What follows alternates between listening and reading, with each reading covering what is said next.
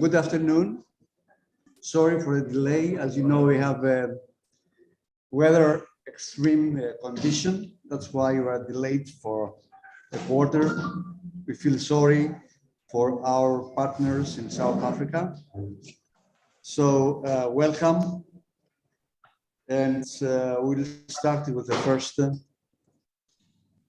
presentation by the... My name is Tendai Gondo. I'm a lecturer in the Department of Urban Regional Planning at the University of Venda, Faculty of Science, Engineering and Agriculture. Today I'm making a presentation on the title in the paper titled Transitioning Towards Sustainable Practices Through a Purpose-Led Corporate Strategy. And me and my colleagues from the same institution, we are presenting perspectives from University of Venda. And I also acknowledge some of the support that we received from the POAT project as indicated there. But to kickstart this presentation, I would like to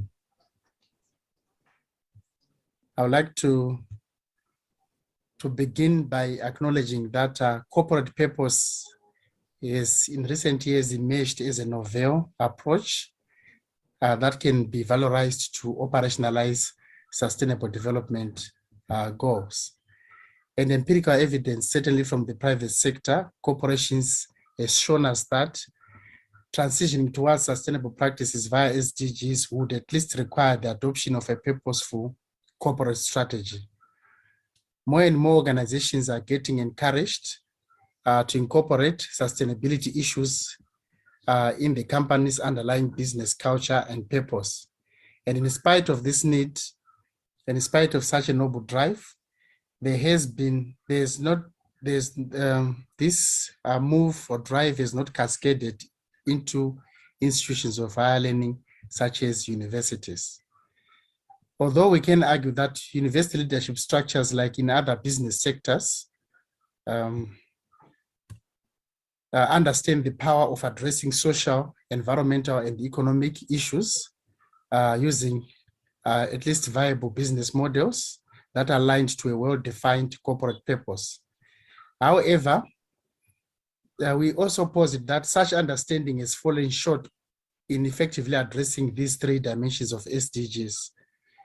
This is because there is limited literature that can be used as a reference point in mapping specific steps that universities and other organizations need to take to articulate an SDG-oriented purpose.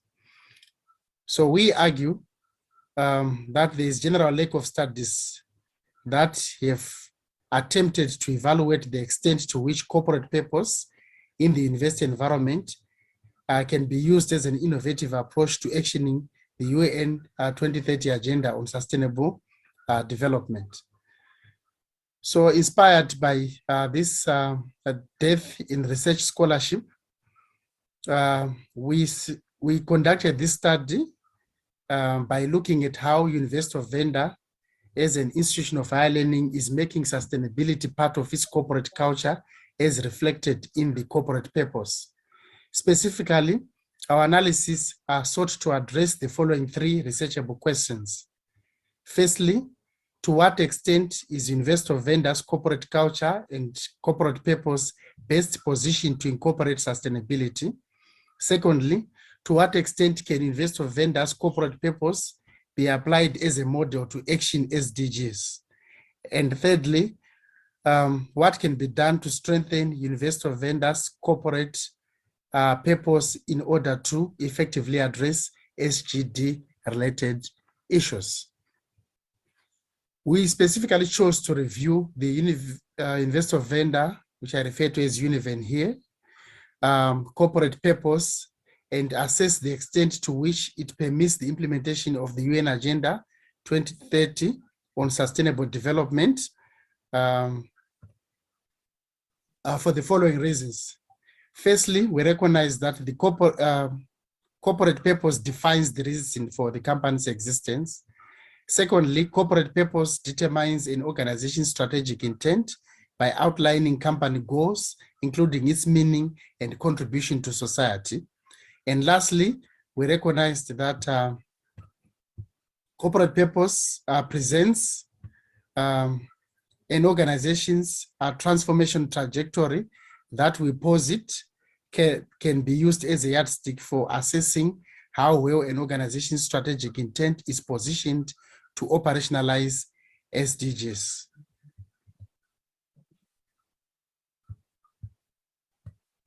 But how did we then try to analyze the extent to which SDGs are incorporated in UniVen's corporate strategy or corporate purpose? And we used a framework for embedding SDGs proposed by Miguel and Brian in 2018 to interrogate the extent to which UniVen's corporate purpose is best positioned to incorporating sustainability. Through critical literature review, we realized that this framework was more appropriate as literature on corporate purpose and related fields of corporate governance, corporate management, business management. They also identified and supported similar variables to be evaluated. So basically this framework, which we call the assessment framework, is made up of three assessment layers, including principles. We like to refer to these as action principles, what needs to be done in order to action the SDGs, the enablers, which are essentially the driving force, or the environmental conditions that the institution provide so that SDGs can actually be implemented effectively. And also a host of other process requirements associated with the strategic intent of the institution. So as far as principles are concerned, 5 principles were identified, which included, and these principles align directly with important sustainability themes, like principle 1 in this case. It requires reimagining the business as an integral part of society. Principle number 2, it requires recognizing that the company or institution has a fundamental role to play in the shaping and evolution of economic growth, social inclusion, environmental protection, and the third one requires setting and achieving goals which are congruent with both business and societal success. If you also go to enablers, you'd actually find that there are 5 enablers that make up this assessment framework, including understanding complexity with the linkages and dependencies between causes, actions, and effects, understanding and navigating risk, positively engaging with all stakeholders for the common good, and then about 7 process requirements that we also identified as reflected in this framework. Now, how did we then operationalize this framework? What we then did was to then transform each Each assessment layer, each principle, for instance, was translated into a researchable question, like the first principle I presented earlier on. We then had to ask experts in the field to tell us to what extent is Univen's corporate purpose reflecting university business as an integral part of society. If you look at principle 2 that I introduced earlier on, transformed into a researchable question, to what extent is Univen's corporate purpose reflecting that the university has a fundamental role to play in the shaping and evolution of economic growth, social inclusion, environmental protection. The list goes on. If you also look at process requirements, the first process requirements requires an understanding of SDGs. So we transform that into a researchable question.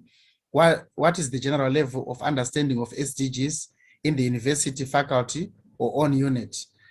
So we transformed all those key sustainability themes associated with principles, enablers, process requirements into researchable questions. Our target group were experts in the field of infusing SDGs. By experts, we mean that we targeted lecturers and staff who have been involved in a PUAT project, and PUAT stands for Professionalization of Undergraduate Teaching in Multidisciplinary Environments to Infuse SDGs. So this project started in 2019, and it was co-funded by Erasmus and the European Commission, and a number of key staff from the university have been participating in this project. The participation has been in two ways: in trying to infuse SDGs into their teaching curriculum, as well as infusing SDGs into various student assessment activities. So we believed that such university employees would then be best positioned to provide valuable expertise in terms of responding to these questions by reflecting on the corporate purpose of the university. So since 2019, more than 25 staff have participated in the PUAT project. Unfortunately, some have left the institution, but what we managed to do was to then develop, circulate this operationalization tool to 17 experts in the field. Right.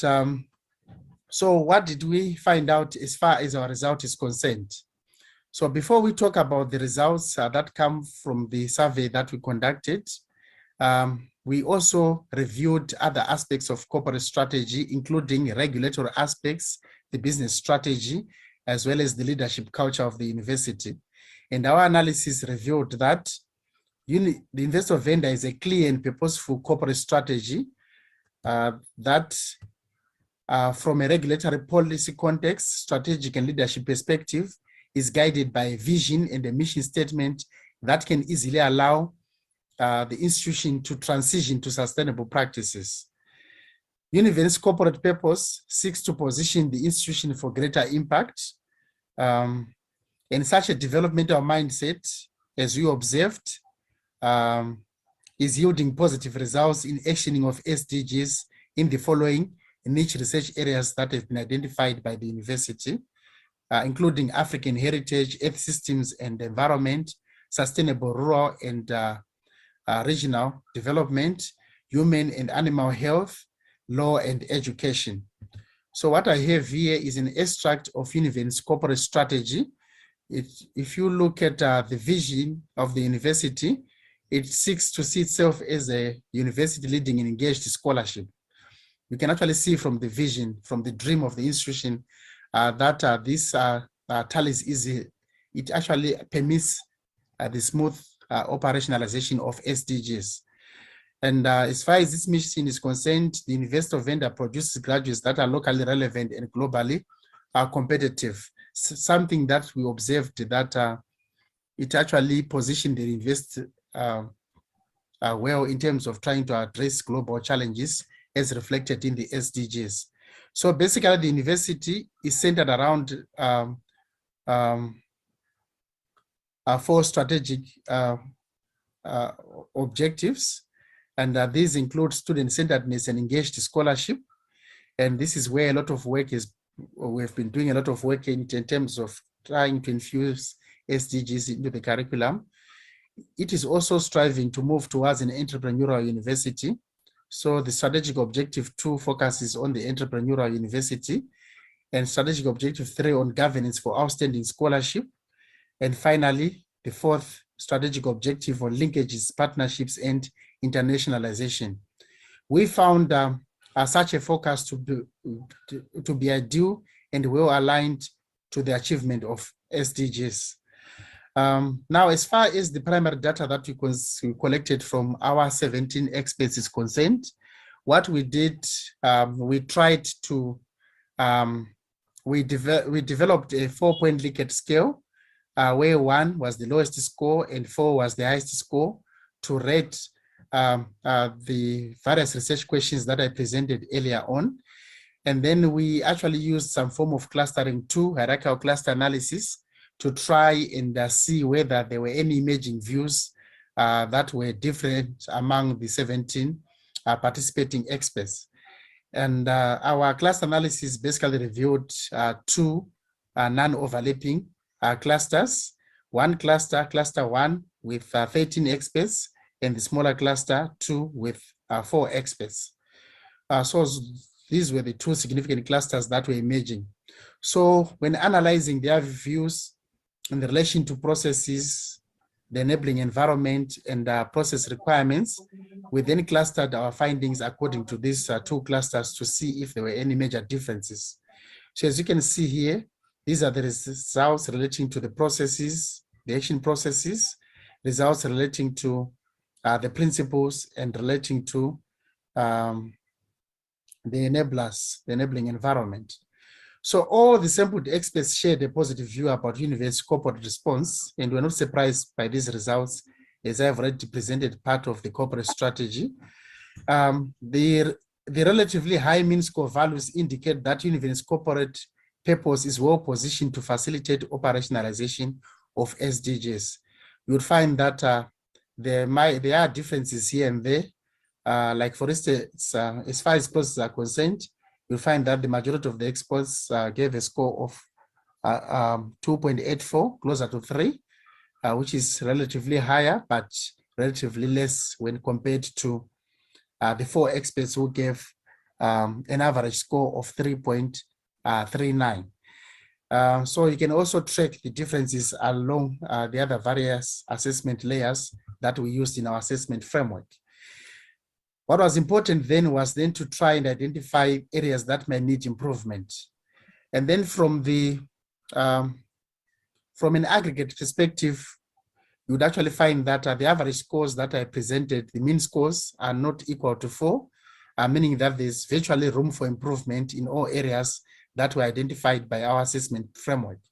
But areas that are notable, that are worth mentioning, that may need urgent improvement include action principles 1.3 and 1.4. We asked the question, to what extent is the university involved in setting and achieving goals which are in harmony with both business and societal success? And we also asked, does the university strategic intent recognize ensuring profitability as a necessary requirement and a means to sustaining business, not an end in itself? We actually find that these 2 received lower scores as compared to other principles, action principles that we asked. And we believe that our experts were basically raising the issue that the business model for the university is not financially sustainable, and there's a need to really try and align its financial sustainability with achieving the SDGs. And also in relation to process requirements, we also found out that there's room to do more. Currently, the university is doing okay in terms of promoting learning and sharing of best practices. But our experts felt that there's need to really scale up efforts that are targeted at promoting learning and sharing of best practices. They also believed that the harmony between both business and societal success was not good. And as I've said before, they indicated that the financial model needs a complete overhaul. So all in all, these were, the third one was the issue of prioritizing SDGs through an effective communication strategy. They realized that as far as communication is concerned, University of Venda has scored high in other areas, but when it comes to communicating SDGs, this is an area that still needed improvement. So coming to the concluding remarks, we conclude that University of Venda has indeed done well in developing a corporate purpose that can easily facilitate the implementation of SDGs. An improved communication strategy is, however, required so that the implementation of SDGs pervades all key units of the university. And despite the drive towards an entrepreneurial university and the potential financial and social value that it may bring, there is still a need to strike a sustainable balance between generating revenue and positioning the institution for better impact in all spheres of the UN Agenda 2030, including social, environmental, and economic. Lastly, we would like to end by acknowledging the following. We would like to acknowledge the institutional support that we received from University of Venda. We also want to acknowledge the institutional, technical, and financial support that we've been given under the professionalization of undergraduate academic teaching in multiple disciplines to address SDGs project. And this is a project co-funded by the Erasmus and the program of the European Union. We also want to acknowledge the views that we shared with other key stakeholders in this particular project who are indicated here. Special thanks to University of KwaZulu-Natal, Rhodes University, and our colleagues from Greece that we interacted with throughout the life of this particular project. Thank you.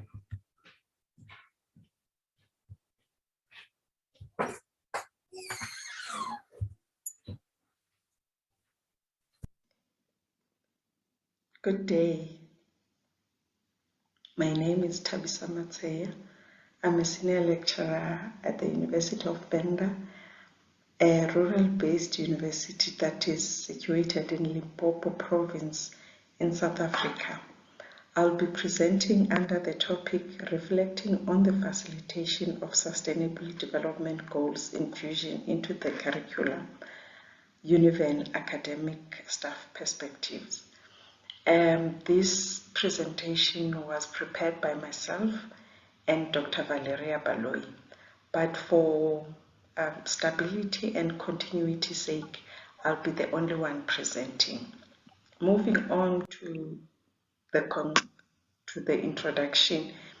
In 2015, the United Nations, under the auspices of the international community, adopted the Agenda 2030, which encapsulates a set of 17 sustainable goals, which are meant to be realized by 2030. The SDG goals precede the Millennium Development Goals, which did not really fare well. There's a hope that the SDGs will do better than the Millennium Development Goals. The Agenda 2030 recognizes then the role played by different stakeholders towards the attainment of these SDGs within the prescribed time frame. Of relevance to this presentation is the recognition of the role of institutions of higher education in the pursuit of SDG 4, among other goals. And SDG 4 is about quality education. And this does not necessarily mean that the higher institutions of learning are only focusing on this goal, but this is the foundation that shows the importance of higher education institution in the achievement of SDGs. And accordingly, the infusion of SDGs in the curriculum is important if the goals, the global agenda is to be achieved by 2030. It is believed that the infusion will allow universities to equip students with knowledge, understanding, and relevant skills required to enable them to create the needed change. And curriculum change, again, will enable higher education institutions to offer programs that contain theoretical knowledge and industry-related competencies that prepare graduates to become leaders capable of meeting 21st century demands. And as we all may be aware that there's been an outcry about the underpreparedness of graduates who cannot meet the labor market expectations. This somehow questions the university's ability to prepare them for the world out there. And therefore, it is believed that if the SDGs are infused into the curriculum, they will prepare students and to be able to deal with the multifaceted challenges that engulf our world. And this will again allow them to engage in rigorous analysis and innovative solutions to build a sustainable world. While the infusion of SDGs is important, there's an obvious struggle with higher education institutions to overcome traditional fragmentation, hence the slow progress of the infusion. Therefore, what this means is that partnerships to facilitate the implementation, collaboration, and networking are vital in enhancing participation, ownership, and commitment to practices of joint learning for addressing SDGs. This implies that it is important that we venture into partnership. We look at working together and creating networks, because this, the achievement of SDGs cannot depend on one entity. That is why it's important that we form those partnerships. In response to the need, to the importance of partnerships, the University of Venda participates in the 3-year professionalization of undergraduate academic teaching to address SDGs in multiple disciplines, which is in short PUET, a project which is co-funded by the Erasmus Plus program of the European Union.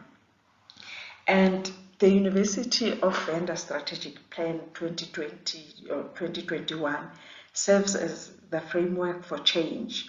And therefore, this university actually guides the university on how to go about doing many other things, like engaging in projects like PUET.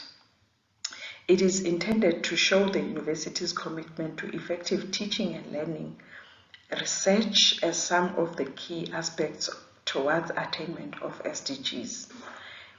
The plan also recognizes the need to establish and strengthen partnerships to achieve the global targets and the university targets, actually. So now I'm moving on to the university context.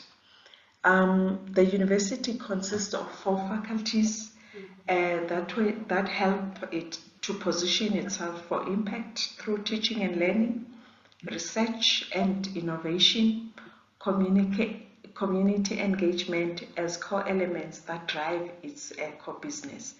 And of late, the university is also focusing on driving entrepreneurship as also a part of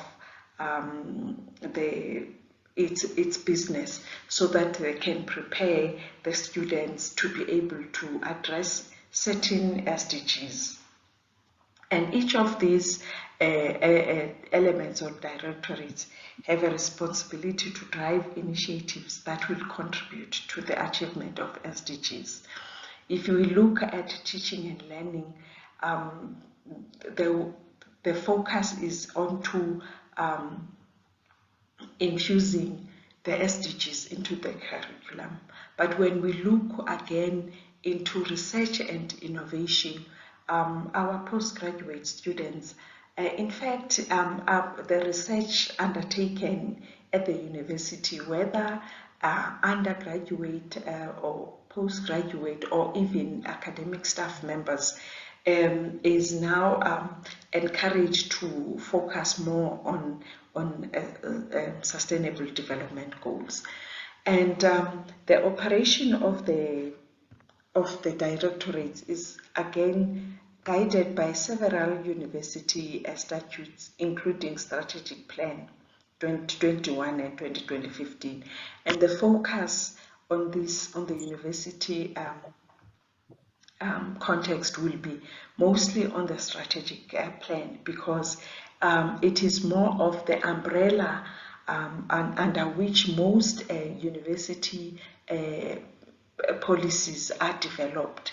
And the plan demonstrates the university's commitment to contribute towards meeting the national development priorities and the needs of the country and the region. It also provides a basis for efficient and effective establishment of partnerships with various strategic partners within South Africa, Africa, and globally.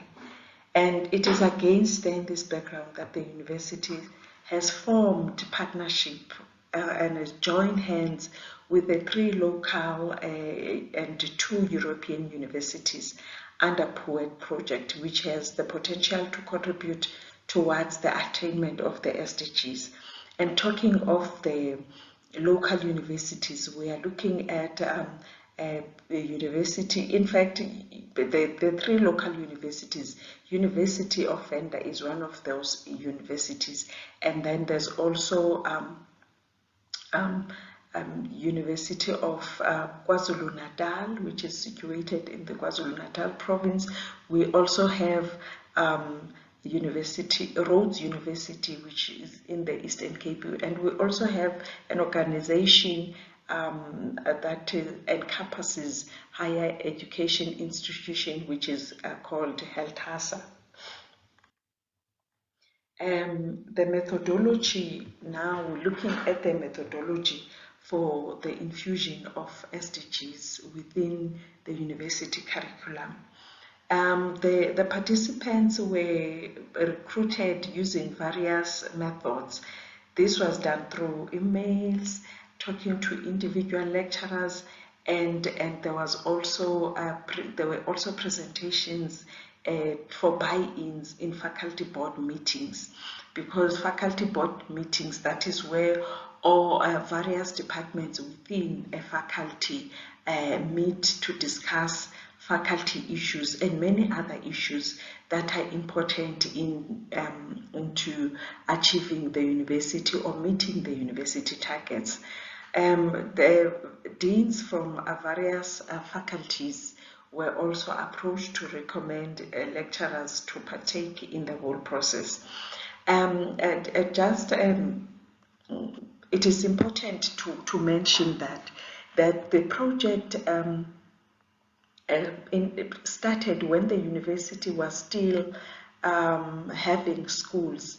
At the time, the university had 8 schools with various faculties, and it continued then as the university made changes to compress schools into faculties. This continued into faculties, and I must mention that deans in the new faculty, in fact we have executive deans now in the new faculties, are also in support of the project.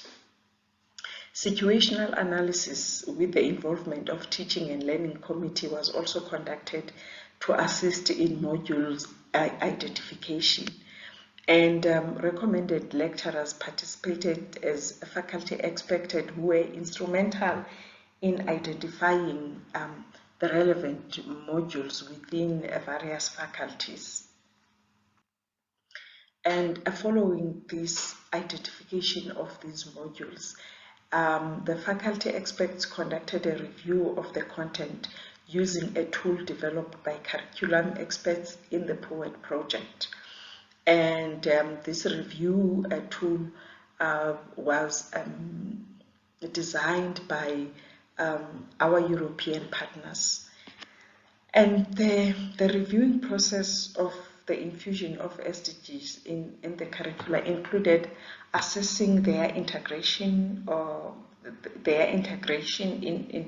into the curriculum, the learning objectives, because then the learning objectives have to align with the SDGs, and applying suitable teaching methodology and learning activities that provide an opportunity for personal and professional development to students.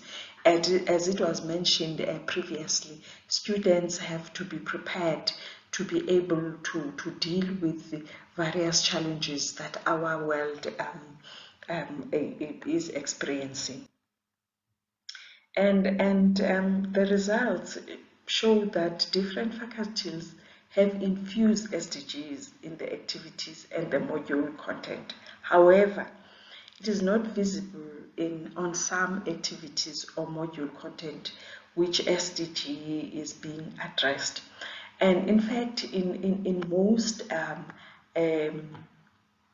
module outlines, it was discovered that there is a mention of SDGs, but it wasn't clear on how it aligned with the learning objectivities, how it aligned with the learning activities.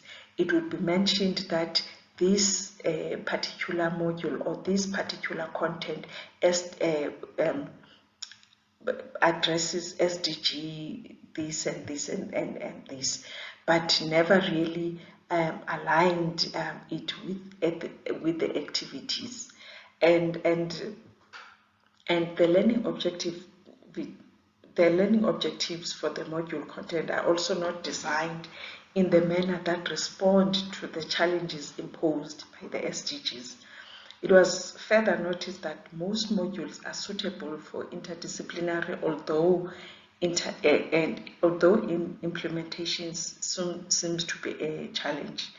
There's also a limited discussion on campus regarding the contextualization of multiple academic disciplines. Further, again, with the results, these results indicated that some module content and activities are limitedly designed in the manner that evokes knowledge amongst students and engagement in real life issues. And most of the modules, you would find that the content really shows that certain SDGs are relevant to the module, but it was really not indicated how, and hence we discovered that they were not designed in a manner that evokes knowledge among students. Additionally, although there are modules that demonstrate engagement of students with real life issues and community engagement, the module outlines are not detailed to help determine the extent of the alignment. Some of the modules, as I've mentioned earlier, that some of the modules would mention that, okay, we address this SDG, but that would be it. No details on how and everything like that. So in conclusion, higher education as a driver has an important role to play in the achievement of SDGs to contribute to solutions for global challenges.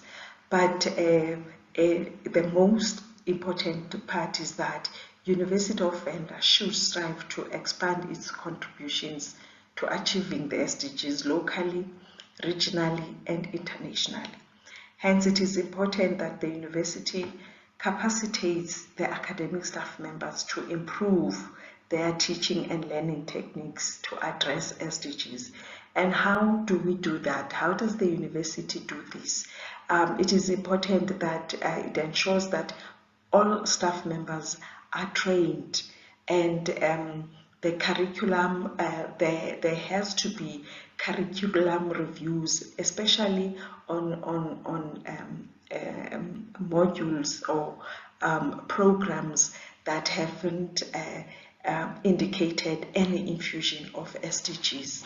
And again, it's important for the university that its program offerings should create opportunities for students to respond to SDGs and allow them to be part of the sustainable development. And in cases where the university, because most university program offerings do create opportunities, but it is important that this is visible. It is visible and it is clearly articulated in many documents within the university. I thank you.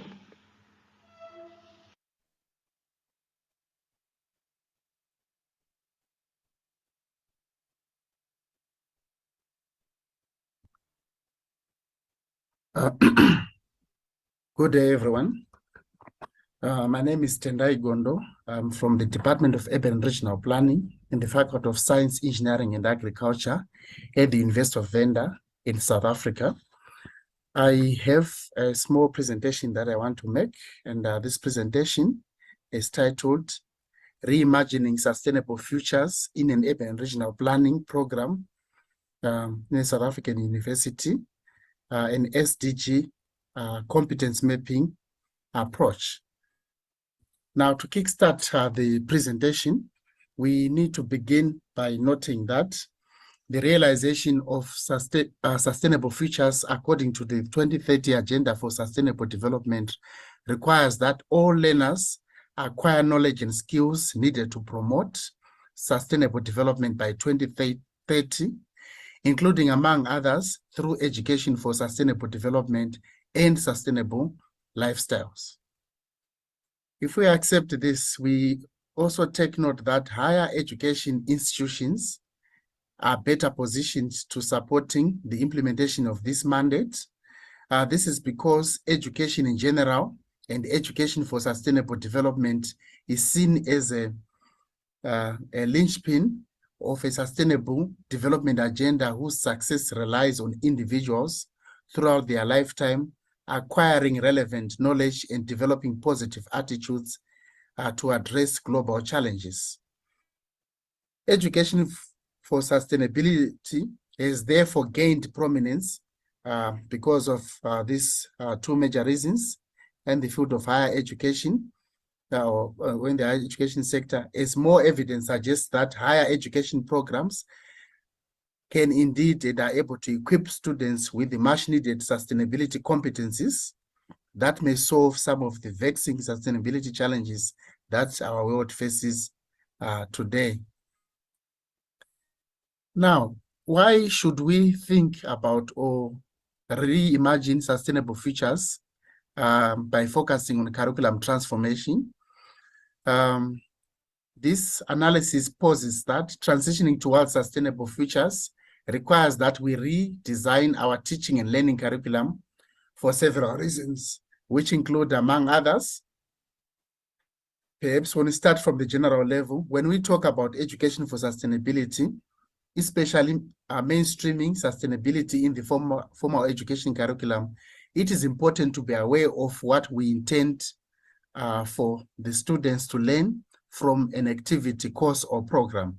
So in other words, we do have that power to decide what kind of a future graduate we want, especially that type of a student who would actually be effective in facilitating the implementation of SDGs. Secondly, we need to acknowledge that what we have been referring to as a skill yesterday may not be applicable in the 21st century workplace. There is overwhelming evidence suggesting that suggesting a shift in the type of skills that are needed for one to be successful in the world. And obviously, if you look at many workplace functions, specifically if I'm speaking about experiences from the developing country perspective, you would actually see that many of the professions, the work demands, there's actually a widening gap between the work demands and what some universities are actually teaching. So we need to really close that particular gap so that the skills are aligned with 21st century workplace demands. Also, 21st century education for sustainability skills are not easy to integrate into the mainstream curriculum, yet expectations are still high that we need to infuse them if we are to produce relevant graduates likely to make a meaningful contribution to solving a myriad of challenges facing the world today. There is also an urgent need to move away from conventional educational practices that are mostly disciplinary based to more interdisciplinary and multidisciplinary based practices whose problem-solving capabilities, among other abilities, are likely to solve the complex nature of problems that the 21st century students will confront at the workplace. Now, when we come to the urban regional planning curriculum at the University of Venda, where I am situated and where I'm also one of the lecturers, we begin by noting that the urban and regional planning profession is one among many other professions that is designed to deal with sustainability.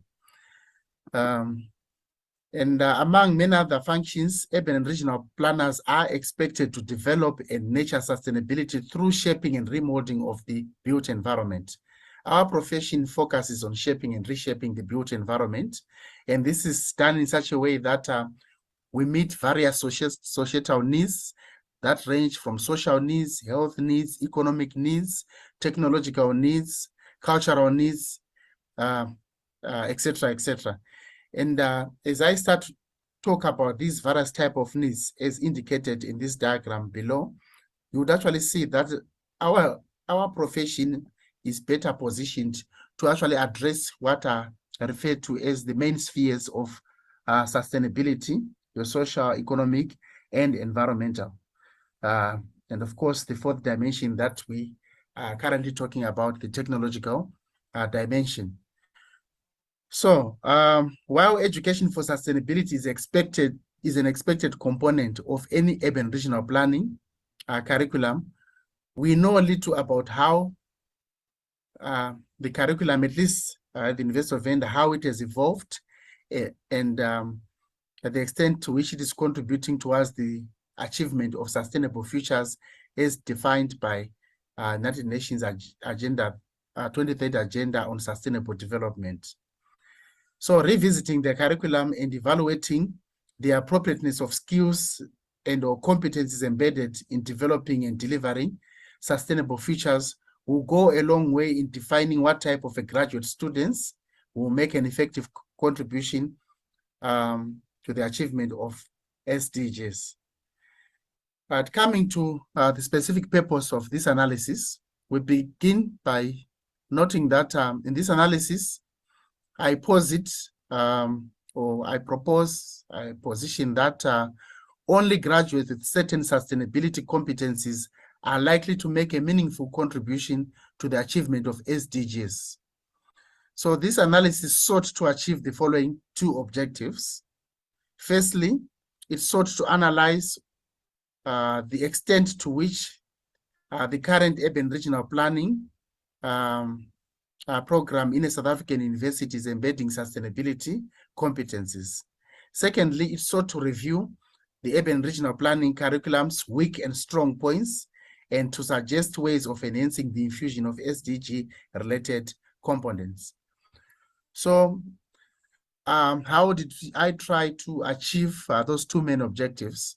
So the study reviewed 31 urban and regional planning modules that are offered in the program at the University of Venda. And these are either offered as core modules or elective modules from first year to fourth year. So this is a 4-year professional accredited program that is recognized by the South African Council for Planners, SACPLAN, in terms of accreditation status. So the review made use of SDG competence mapping approach that used a series of Likert scales to assess the extent to which specific SDG competencies were listed as module competencies.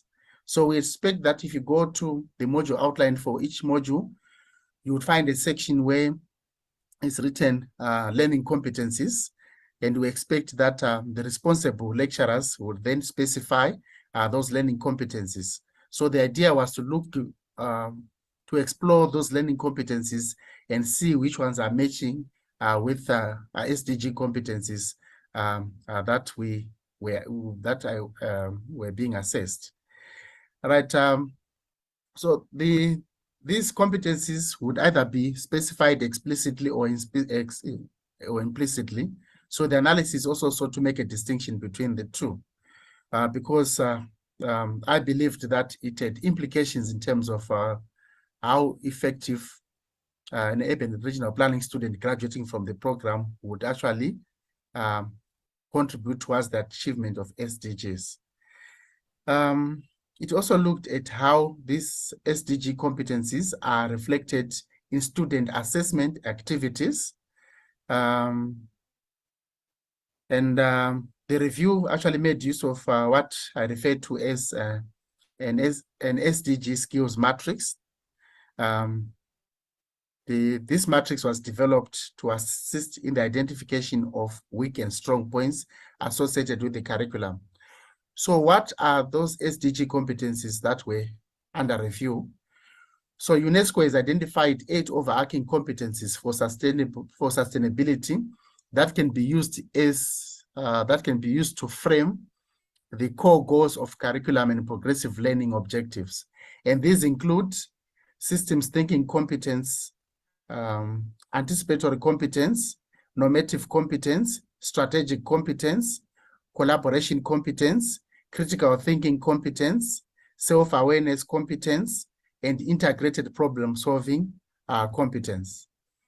Now, coming to the results and discussion, perhaps before I start to highlight, the lecturers who were responsible for delivering the modules were actually engaged in the assessment of the infusion of these SDG competencies, and a series of Likert scales were developed to actually assess the level of emphasis and involvement infusion of these SDG competencies. So the results of this analysis basically shows that all SDG competencies, the 8 that I mentioned earlier on, are currently reflected in the current curriculum with varying degrees of emphasis. So on a very positive note, it basically means that the program of urban and regional planning is basically infusing these SDG competencies.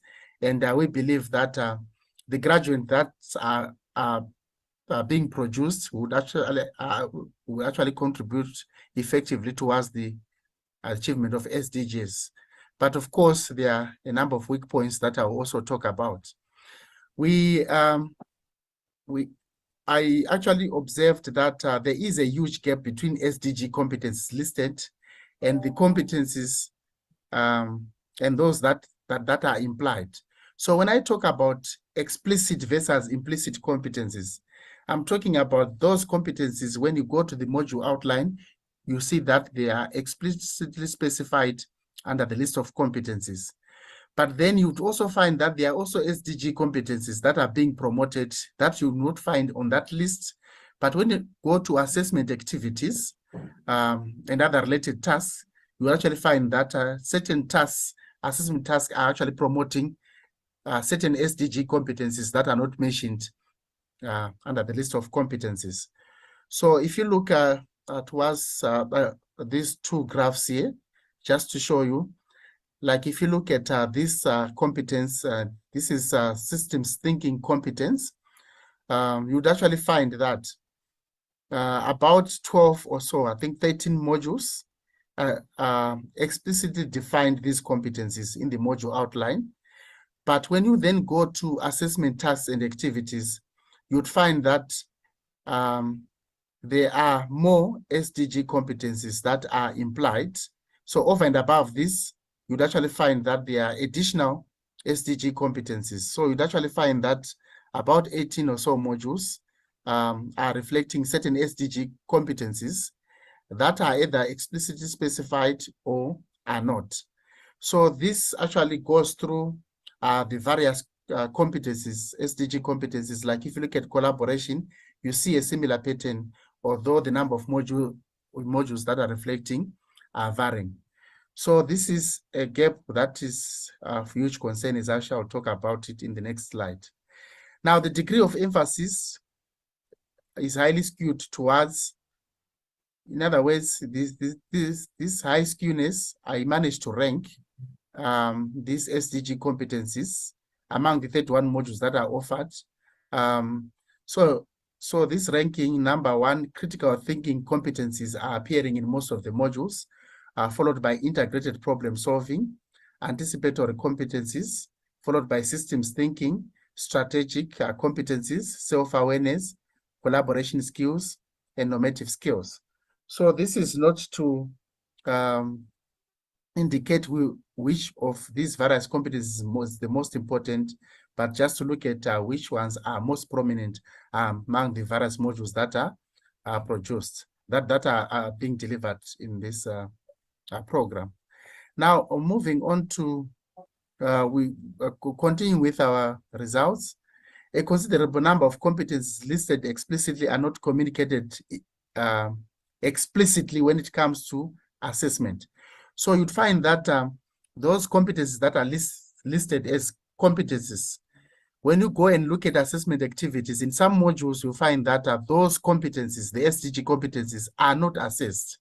So you find that there are certain student activities that are assessing certain competencies that have nothing to do with SDGs, but are also still critical in the urban regional planning program. So here we are basically saying that I think there is a need, if we are to effectively contribute towards the achievement of SDGs, to make sure that any SDG competence that is listed as a competence has to be assessed through student activities. So certain SDG competencies are indeed promoted in assessment tasks, yet they are missing in the list of competencies promoted in the module outline, as I mentioned earlier on. Now, coming to the concluding remarks and the way forward, I'll start to look at the strongest points, as I've highlighted in the previous discussion. So there are two strong points. All SDG module competencies are reflected in the module outlines, either explicitly or implicitly. The urban regional curriculum is therefore better positioned to produce a skill set that may help students to effectively address SDGs by the fact that all the 8 SDG competencies are reflected. So what are some of the weak points? 2 main weak points were identified: a misalignment between SDG competencies promoted and assessment activities given in some modules. And there's also a need, therefore, to include assessment activities that seek to test the SDG competencies in some of the modules. Certain SDG competencies promoted through assessment activities, as I indicated earlier on, are also not listed as competencies in the module outlines. And it is very important that we take an aggressive approach where we explicitly specify these SDG competencies and make sure that there is an obvious alignment with assessment activities that are promoted, that are being given to the students. So what is the main takeaway as far as this program is concerned? There are a lot of positives and also a number of weak points, but on a positive note, this program is also benefiting from a PUAT project, professionalization of undergraduate teaching, undergraduate academic teaching in disciplined programs that seeks to infuse SDGs into the curriculum.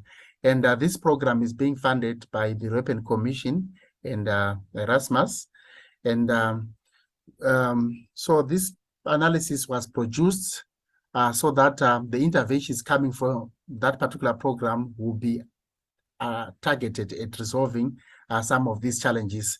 And the bulk of the work has already begun. So this ends the presentation, and I would like to acknowledge the following. First of all, my institution, Investor Vendor, for the institutional support that has been rendered. And we also acknowledge institutional, technical, and financial support that we have received under the professionalization of undergraduate academic teaching in multiple disciplines to address SDGs project. And there's also a list of other stakeholders that we interacted with in this project that are listed here. We acknowledge their inputs and views and the knowledge exchange that is actually helped in shaping some of the ideas in terms of developing this type of analysis. I thank you.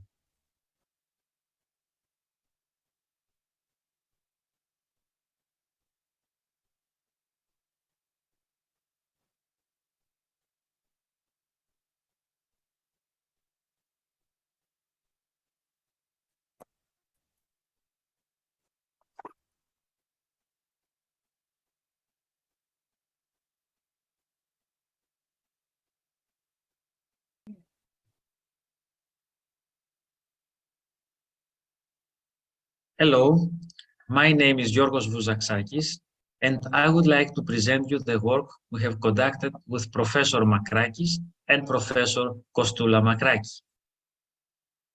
We have designed 14 student-driven activities for university courses in the discipline of economics for our target country, South Africa. Here is a list of the courses for which the activities were designed. For example, for the course Human Resource Management and Introduction to Entrepreneurship.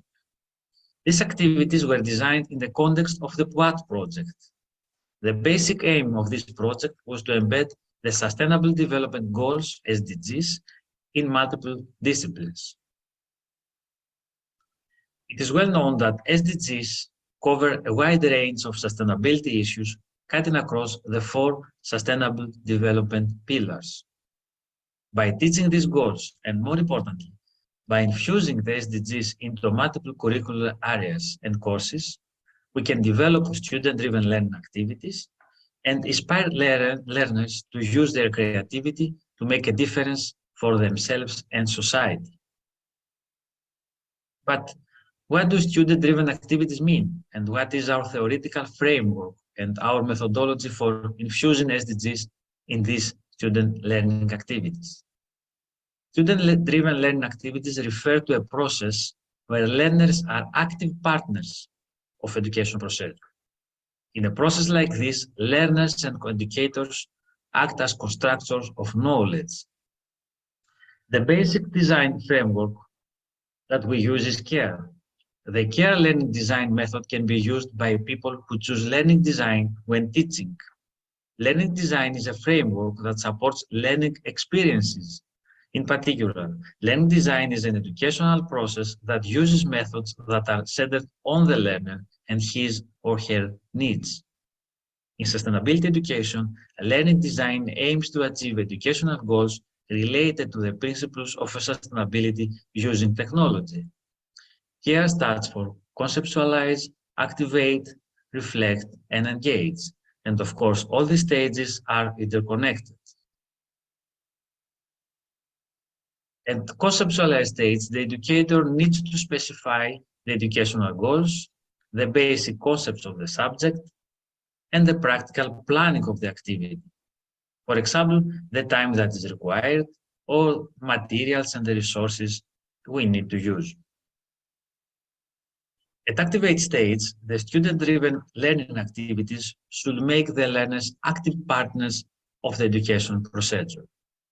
This stage should focus on a selection of SDGs and can be based on the 21st century 6 learning pillars: learning to know, learning to be, learning to live together sustainably, learning to do, learning to transform oneself and society, and learning to give and share. These 6 pillars can be enabled by the 10 Cs model, which extends the well-known 4 Cs model, which regards critical thinking and problem solving, communication, collaboration, and team building, creativity, and innovation. For example, in the 10 Cs model, skills like connectivity and networking, critical reflection, and co-responsibility have been added. Each one of the 10 Cs, which are shown in this slide, has its own role in teaching. These skills enabled by ICTs are matched with 21st century learning pillars and can be used as a powerful means to infuse sustainability in university courses. Reflect stage helps students and educators understand the subject in depth. Of course, reflection takes place in many different stages, before, during, and after the completion of each activity. In this stage, critical reflection on assumptions made and beliefs held enables learners to understand better their learning process. And the final stage, engagement, takes place in the following areas: behaviorally, emotionally, cognitively, reflectively, and transformationally. This final stage is an important part of the method as students become responsible for their own path of learning and action. A few words now about the CARE methodology design principles. The student-driven learning activities should be meaningful, engaging, measurable, accessible, and scalable. All these aspects are equally important, but I would like to focus on a meaningful.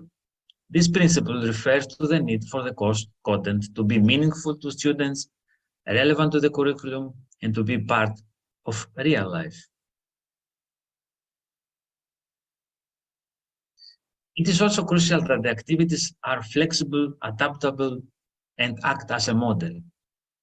That's why they are not presented as a ready and no negotiable product for reproduction, but as a starting point and a methodology basis for the educators and learners to use them in the classroom.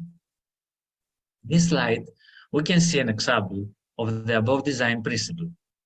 It is worth mentioning that in all the activities, it is pointed out that learning objectives are emerging and refined along with the development of the learning process.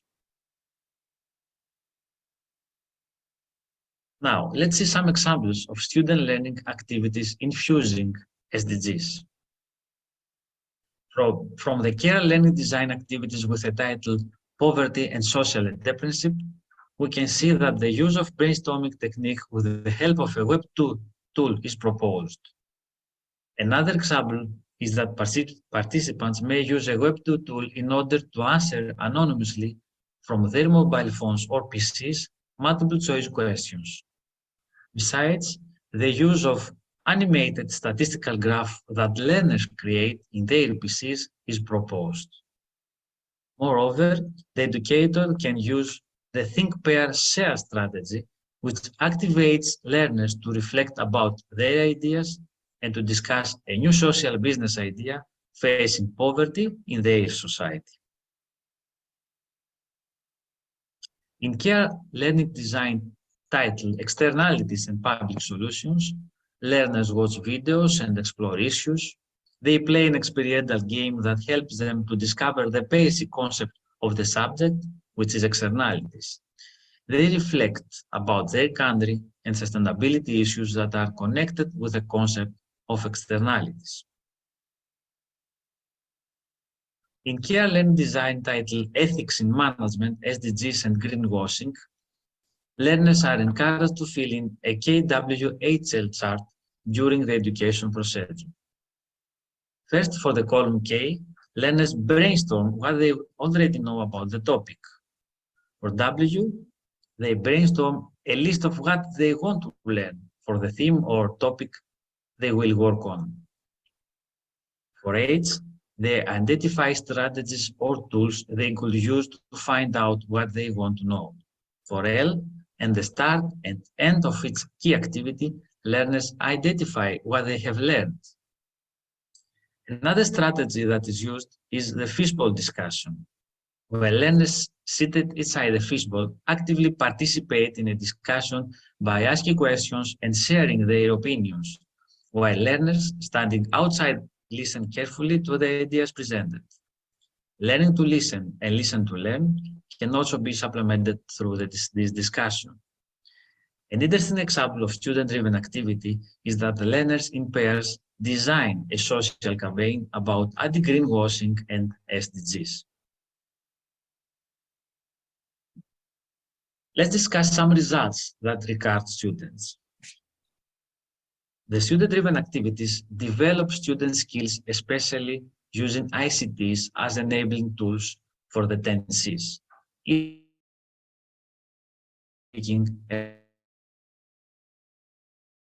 These activities turn a student from a consumer of prescribed knowledge to an active collaborator and a co-constructor of knowledge with a potential for transformation. Use student creativity to make a difference from themselves and society, and encourage students to act as agents of change. About the results regarding teachers. The student-driven activities develop teachers' teaching skills in order to integrate the SDGs. These activities build capacity among academic staff, developing their teaching and learning techniques to meet the challenges posed by SDGs. These activities turn a teacher from a consumer of prescribed curriculum to an active constructor of knowledge. And current teachers, like students, to act as agents of change. About the general results for our work. We develop student-driven activities at university level in the field of economics. We managed to infuse SDGs in economic courses, not only concerning the economic pillar, but the 4 sustainable development pillars. And we developed a variety of student-driven teaching techniques as a good model practice. About future improvements. It is important that the student-driven activities developed after the internal and external peer review will be tested in real classes for a long period, will be evaluated, and will be improved and redesigned according to the students' and teachers' experiences. Thank you very much.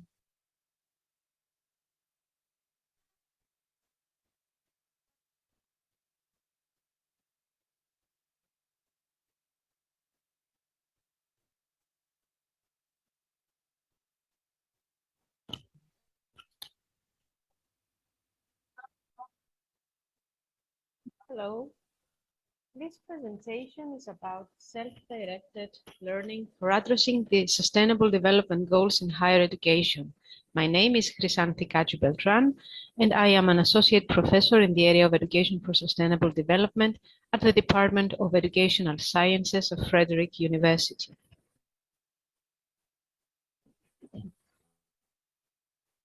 Acts of self-directed learning are those in which learners feel and exercise authentic control over the content, form, and purpose of their own learning. There are also acts in which the ultimate judgments regarding the significance and meaning of experience lie with learners. For authentic control to be in place, learners must act on the basis of knowledge of the alternative possibilities open to them. They must also be able to choose among possibilities that can be realized. Self-directed learning is concerned as much with an internal change of consciousness as with the kinds of technical activities described in Knowles' definition. It involves becoming aware of the contextuality of ideas and actions and of the culturally constructed nature of beliefs and moral codes. Students, of course, are not able from one day to the next to be independent in their learning. Students need various skills and attitudes towards learning for successful independent study. The first step is to assess their readiness to learn. This step involves students conducting a self-evaluation of their current situation, study habits, support network both at school and home, and also involves evaluating past experiences with readiness for self-directed learning include being autonomous, organized, self-disciplined, able to communicate effectively, and able to accept constructive feedback and engage in self-evaluation and self-reflection. The second step concerns the communication of learning goals between the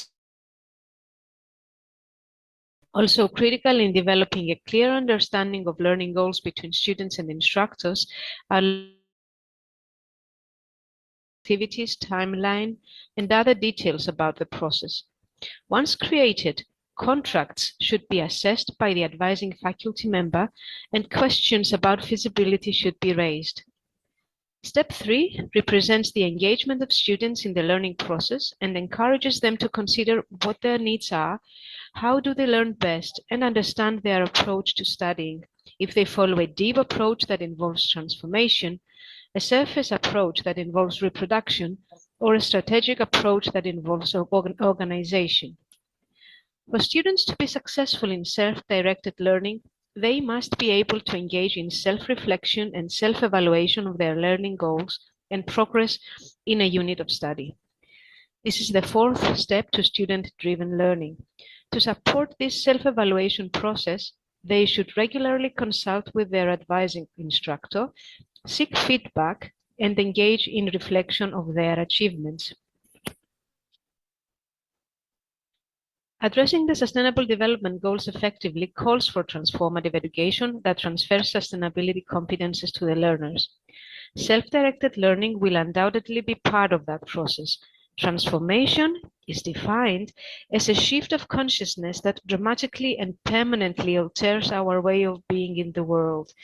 One goal of self-directed learning is to support transformational learning as well as support social action. Both transformative learning and self-directed learning employ critical reflection and autonomy as central and necessary processes. Transformation learning is also seen as central to self-directed learning, so the two function together in a transactional function. Emancipatory learning is a term that describes self-directed learning that has at its focus the goal of promoting the emancipation of individuals from domination and exploitation. This view of self-directed learning is best represented by the theories of Hammond and Collins. In their model, learners critically evaluate the contexts of their social, political, and environmental knowledge and then develop a personal and social learning goal. This type of self-directed learning would appear especially important to promote the type of change needed to address the various crises humanity is facing. So, how is self-directed learning related to the Sustainable Development Goals? As previously discussed, the self-directed learning process builds several competences necessary also for addressing the Sustainable Development Goals. For example, responsibility and ownership of the process and the outcome, learning to work independently and together, managing projects and holding leadership roles, communicating effectively in a variety of ways, becoming self-aware and aware of the others, reflecting on the processes and outcomes, developing critical thinking and analytical skills, applying theory to real-world examples, and be able to solve problems across disciplines. Having acknowledged the value of self-directed learning in empowering learners for addressing the SDGs, we present here a framework for education for sustainable development used by educators to construct ESD lessons that also enable the transition towards a more emancipatory self-directed learning. The Care Learning Design Framework involves 4 processes that work interactively, starting from conceptualization of a learning intervention, through activating learning processes to critical reflection and student engagement. In practice, notions of activation, reflection, and engagement are found along all the processes, and reconceptualization can be part of all. The stage of conceptualization enables the teacher or the designer to involve learners in the process of creating the learning activity. The learning activity will be connected with more than one school subject, integrate the 17 sustainable goals and sustainability justice, define learning objectives, key concepts, subject areas, time required, materials, resources, and be aligned with national curriculum standards. While conceptualization identifies the key elements of learning design, activation denotes a shift to the operationalization process, defined as a process from the design to concrete ESD learning activities development. In fact, activation starts as the conceptualization level in terms of building the profile of the target learners and activate their prior knowledge. It also involves providing opportunities for learners to meaningfully dialogue, reflect, and engage before, during, and after learning intervention. Learners and instructors need the opportunity to reflect on their personal theories and habits of mind. There are several reflection models that can be used. For example, Gibbs' reflective learning cycle consists of 6 stages of reflection. Sean's model of reflection places reflection in action at the time of the event and on action after the event. Engagement is to put the learner in charge of his or her own learning. The theory discussed above was put in action by the PWAD project. PWAD standing for Professionalization of Undergraduate Academic Teaching in Multiple Disciplines to Address the SDGs.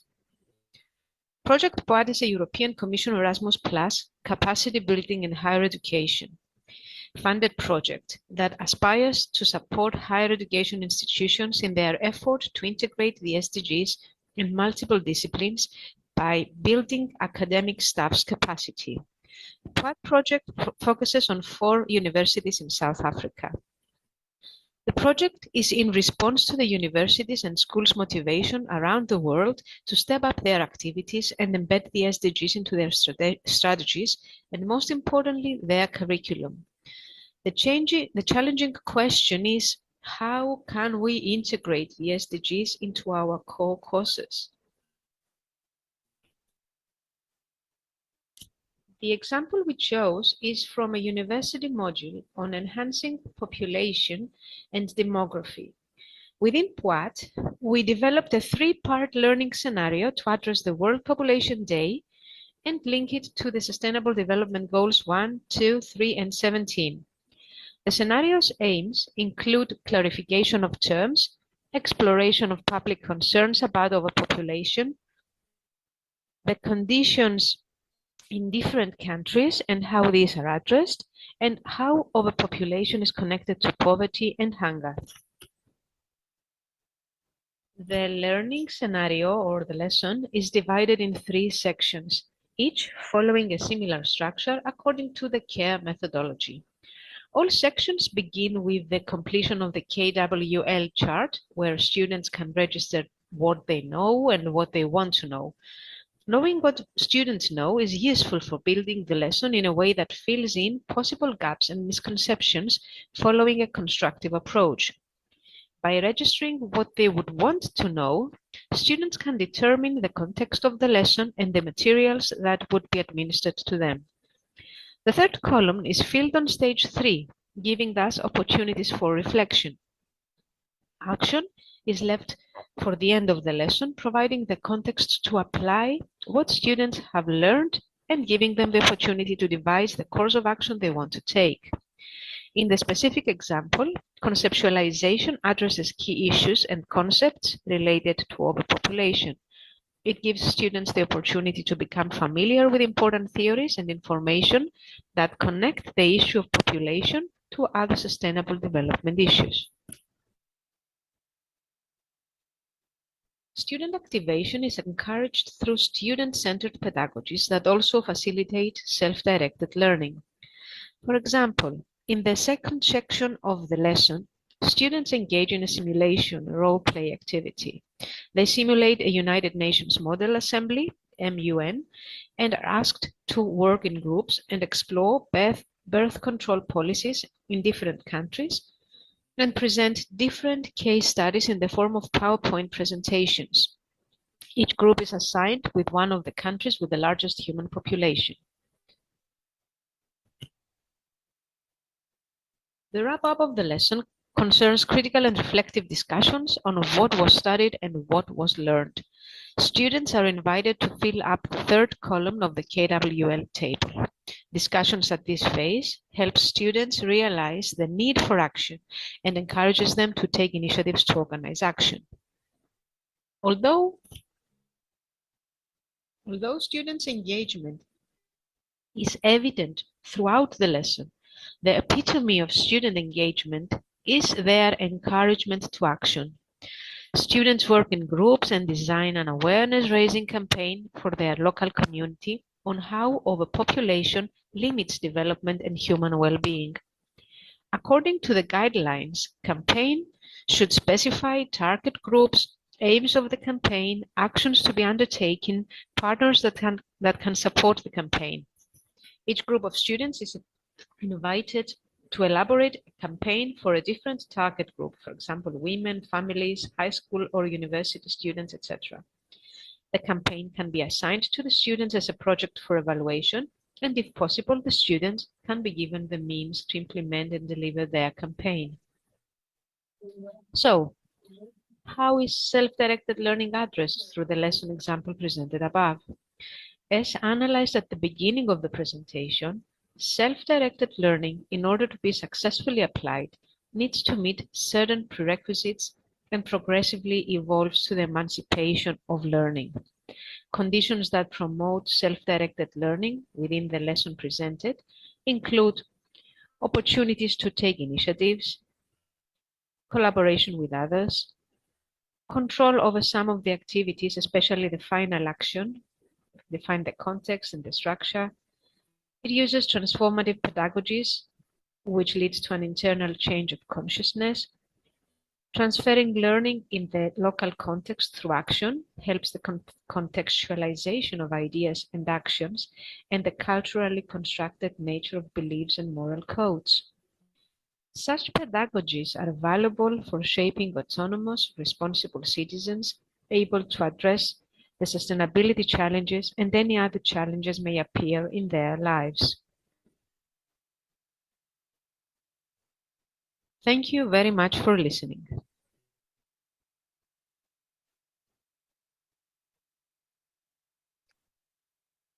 Hi, my name is Nicoleta Christodoulou, and I am Associate Professor of Curriculum and Instruction at Frederick University in Cyprus.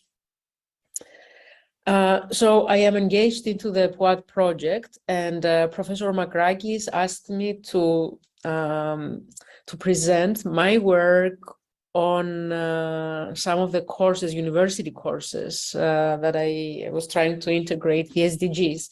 First of all, let me wish you a great and fruitful experience, conference experience, and nice interactions and discussions about the SDGs.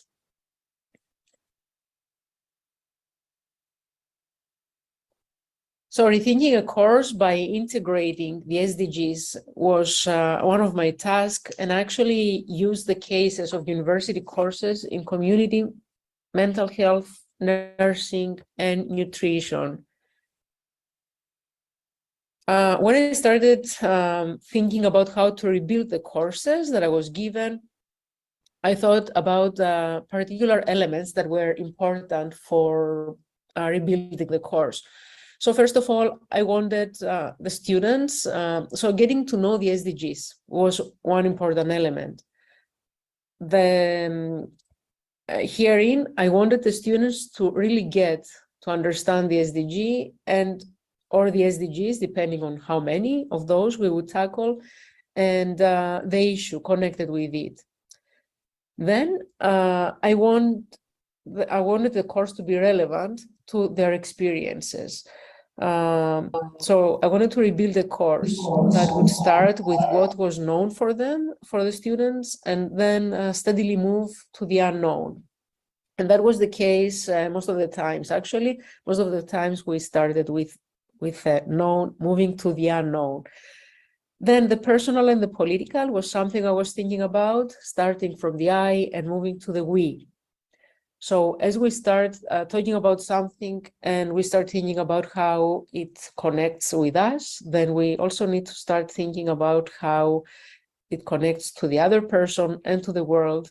Often here, our thoughts and our actions are something that connect us to the world and affect the world. Then arousing interest was something else that was important. I wanted to start with what was making sense to the students and with the importance of the topic and why the topic was important for them. So starting from them was what I had in mind. Getting important knowledge from the discipline. I wanted the students to get content knowledge, terminology, notions, important theory that connects to this subject that we are tackling. And also the other important thing, of course, is connecting the discipline knowledge with the SDG. Here I wanted to help the students connect the SDG and understand how it connects actually with the content knowledge that we are tackling. So these were 6 elements that I had in mind. And also something else I had in mind was the pedagogy of John Dewey. We know that learning is socially constructed. We learn better when we are with others. We learn better when we interact with others. And of course, then we're talking about social constructs that are developed as we get into dialogue, conversation, interact with material. What we know affects or interferes with how we learn it, and so on. Then effective learning also requires students to use previous experiences to create new meaning. So, and that is to learn. When we reorganize what we know, our current experiences, and then we get new meanings. We arrive to new experiences. This means that we learn. I said before that we need to start from the known and move to the unknown. This is how a kindergarten teacher acts, actually. So sometimes it's very helpful if we think as kindergarten teachers how to lead our students to achieve something. And actually, this is what Einstein said: I never teach my pupils. I only attempt to provide the conditions in which they can learn. So our main task is to think about what kind of environment we want to create for our students, the material that we want them to engage, all the incentives that we give them to interact, through which they will come to learning. Then we also need to think, especially when it comes to SDGs, we need to think that we are not a teacher. We're not teachers, but we are awakeners. So we need to help our students wake up and open their eyes and go below the surface to see how, what we can do about the SDGs, the Sustainable Development Goals, how can we improve our world. And of course, the best teachers are those who show you where to look, but don't tell you what to see. So we can only direct our students, guide them. We cannot become their eyes, but we can help them turn their attention to somewhere. And SDGs is something that we want to turn their attention to through the courses that we teach. So I knew that in my courses, I wanted to include texts. I wanted them to read. I wanted them to have the opportunity to interact with audiovisual material. So texts, sounds, videos, images. And also I used a lot of questions, lots of questions of every level. Mainly, I wanted them to go beyond the lower thinking levels, but move from middle to higher order level of thinking. So my questions had to be according to that. And of course, it's always useful to have Bloom's taxonomy in mind when we're thinking about what kinds of questions we can pose. So think of how we can move from the what does this mean? What is the name of somebody? What year? So moving from these questions to the more evaluative questions, more creative questions, have them. I knew that I want to have them synthesize. So why do we do something? Why does it matter? All of these questions can help students think use their higher order thinking skills. Also, the sequence was very important. So how I built it, my course, or how I rebuilt it, what was the sequence, what was the order? So I used the same order under the framework of that Professor Makrakis provided. The order was almost the same. Of course, an instructor can select the order that makes more sense to her or to him. So I always had the activity, and then a description of the activity. And then I was thinking about the procedure, the steps that I needed to develop, and for the experience, what kind of experiences I wanted my students to have. Here, I provided, as I said before, text to read, short videos to interact with. Let me share here. So this was one of the courses that I rebuilt it. I always started, with warming up activities. So having them, for instance, think about what is it that they want to know, or what we know, what we want to know, and how can we find out about this. And then, of course, what did we learn? This is something that we can start with and also end with. Providing videos, some audio as well at some points. And also, so think about the steps, how you will proceed in your course, and also at the end have some reflection questions, help them to reflect on what they have learned. So activity, think about the procedure, and then reflection, but always have the activity clearly in your mind and how you will proceed. Now, it's also important to think about the module content. What is the content? Be able to describe it, be clear about it. Then why do it? Why do we need to do this course? Why it is important? It's something else we need to be able to clearly state, and also what the learning objectives are or should be.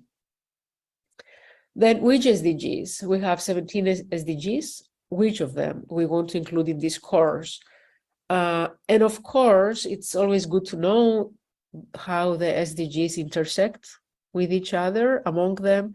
So as we talk about, yes, tackling like poverty, then this may be connected also to the quality of water, the way we build our cities, sustainable cities, the way we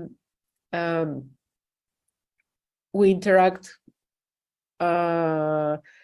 with the other gender differences and so on, may all be interconnected. So we may want to address this. Then the other important element to have in mind is which skill do we want to build? There are 10 skills starting from C. So do we want to tackle communication, enhance, develop communication skills, collaboration, creativity, critical thinking, critical consciousness, cross-cultural understanding, construction of knowledge, critical reflection, connectivity, co-responsibility? What is it exactly that we want to build, to enhance?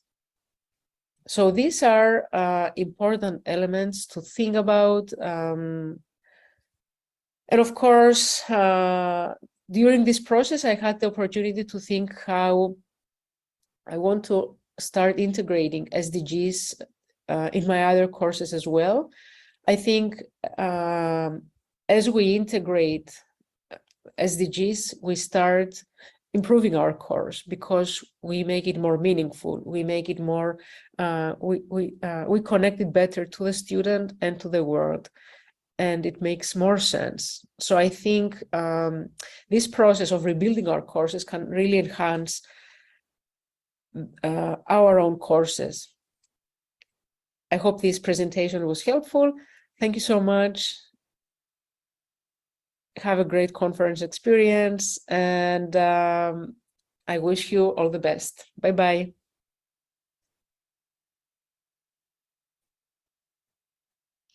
Hello, my name is Evanthia Smakopoulou. I am assistant professor in nursing at Frederick University, and I will present you the fundamentals of nursing science through the lens of SDGs.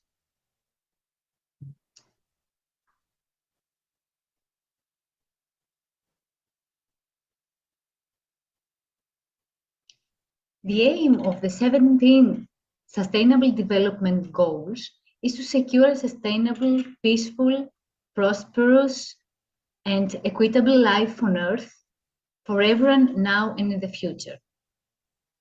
The health goal, SDG 3, is broad and aims to a universal health coverage, ensuring health and quality of life at all stages. Achieving SDG 3 will depend on the programs of the other SDGs. Good health, the third SDG, is a main contributor and beneficiary of sustainable development. The vision for future healthcare includes healthcare systems that are sustainable, fair, moral, adaptive, and suitable for the future. A human-centered approach for healthcare should also take into account vulnerable populations and reduce inequalities in health. As the issue of sustainable development goals has already expanded in many human fields and activities, good health and well-being holds a prominent role among the SDGs. Nursing is the largest professional entity in the field of health and is also the basis of patients' care globally. Nurses are specialized, experienced healthcare professionals with high educational level. They come into contact with the most vulnerable populations and witness social and economic inequalities. Nurses respond to the healthcare needs of people in all environments and throughout life, and their roles are vital to achieving global demand, such as universal health coverage. The nursing process, as a holistic but also individualized to patient needs process, is carried out at each stage with the care of sustainability development. The problem is that although nursing researchers have highlighted the issue of health sustainability, the scope and dimensions of sustainability in nursing are undefined and inadequate. There is a lack of SDGs in nursing program studies and courses outlines, so the need for awareness and the education of nurses of the SDGs is now considered urgent.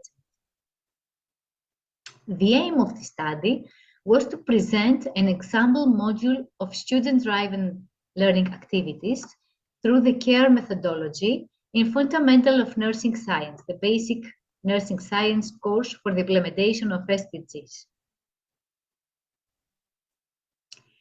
The basic nursing course has the aim for students to understand the concept of nursing care and to acquire the necessary knowledge and skills related to the provision of care in accordance with the basic principles in nursing.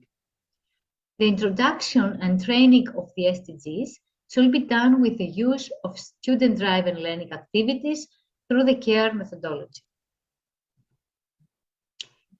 The CARE learning design methodology consists of the conceptualization, the activation, the reflection, and the engagement. The first step is the conceptualization. Conceptualization is the process of conceiving and clarifying what, why, who, when, and where. The concept of sustainability justice reflects the 4 pillars of sustainable development from a justice perspective: environmental justice, social justice, economic justice, and cultural justice. In basic nursing course, the issue of sustainability justice in the implementation of SDGs is the answer to what in patient care settings should be undertaken from nurses who, as soon as possible, wherever nursing is practiced at the primary level in the community, at the secondary level in hospitals and clinics, and at the tertiary level, patients' rehabilitation is the answer to where. Because nurses respond to the healthcare needs of people in all perspectives throughout the life. That's why. According to the conceptualization, for the module of the basic nursing course, on the occasion of International Nursing Day, which is celebrated around the world every May the 12th, the anniversary of birth of Florence Nightingale, nursing sustainability justice will be correlated with Nightingale's environmental theory and the voice of Florence Nightingale on advocacy. Nightingale defined nursing as the act of utilizing the patient's environment to assist him in his recovery. What nursing has to do is to put the patient in the best condition for nature to act upon him. She identified 5 environmental factors: fresh air, pure water, efficient drainage, cleanliness or sanitation, and light or direct sunlight. She also supported human rights and developed leadership principles and practices that provide useful advocacy techniques for nurses of the 21st century. So, in the stage of activation, activation refers to a process that shifts from learning planning to specific learning activities, providing opportunities for students for creative dialogue, reflection, and participation to the learning intervention. Nursing has a long history of leadership in advocacy. Advocacy began with Nightingale, who advocated for a formalized educational process, egalitarian and competent care as a basic human right for all individuals, and a leadership model that all nurses are leaders and advocates by virtue of being a nurse. So for this stage, the activity will be taking into consideration the Nightingale advocacy, support the characterization of nurses as patient advocates, and describe their roles today in daily clinical practice, applying environmental, social, economic, and cultural justice. Also, discuss in classroom the following subjects: how are poverty and health linked? What are strategies to intervene in nursing, including SDG 3 and SDG 1? How is health related to gender inequality for the SDG 3, 5, and 10? Why do the experiences of people who are discriminated against within the healthcare system say about the system in general? SDG 3, 8, 7, 11, 16, and 17. What are some opportunities for holistic healing in the health and well-being of indigenous communities, including SDG 3, 8, 10, 11, 16, and 17? How could education support nursing to manage the new challenges in healthcare and prevention programs, aware communities to remain healthy and safe, including SDG 3, 4, 8, and 11 as well. The next stage, which is the reflection stage. Reflection is a process engaged students in identifying, exploring, and clarifying their own values, thoughts, feelings, habits, and experiences. Following the critical reflection cycle, what, so what, do what, now what, and after conceptualization and activation process, nursing students are asked to answer the what questions. So for the first question, what reflection, these questions establish the context and provide a description of an event with facts. So the questions could be, what is the meaning of holistic nursing approach to nursing? What is life for a patient, child, community living in a poverty and hunger? What is it like to be a patient can't afford nursing care? What kind of environmental problems and diseases will our children face in the future? What are the main problems from the environmental, social, economic, and cultural injustice? And what are your feelings? The so what questions, analysis of the facts elicited, so could be, why do environmental, social, and economic and cultural injustice exist? Why nurses are the key for the implementation of environmental, social, and economic cultural justice? Why justice concern the whole world? Why should local or world leaders care about environmental, social, economic, and cultural justice? The questions do what include the actions to do or should do, learning to know, learning to do, learning to live together, and learning to be. So the questions are, what needs to be done? What can you do as a nurse to eliminate environmental, social, economic, and cultural injustice in your daily clinical practice? What can you do as a leader nurse to eliminate environmental, social, economic, and cultural injustice in your community or in your institution? And what can you do as an academic in nursing to eliminate this kind of injustice in university students? The questions now what reflections include inviting learners to present the next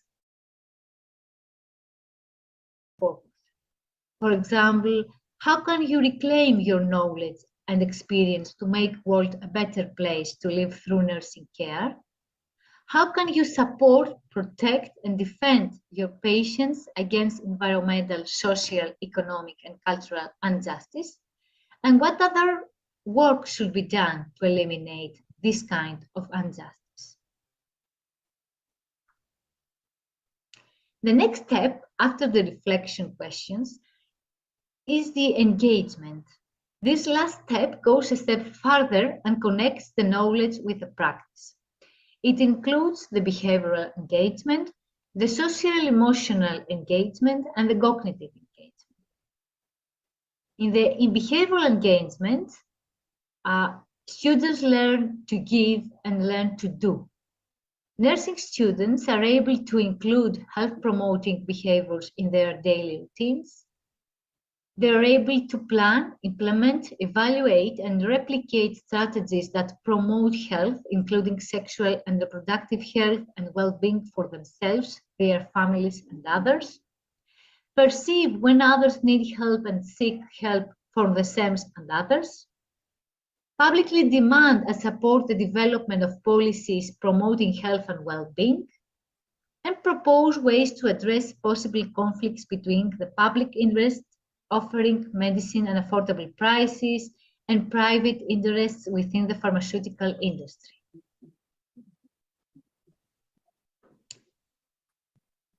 In socio-emotional engagement, they learn to live together sustainably.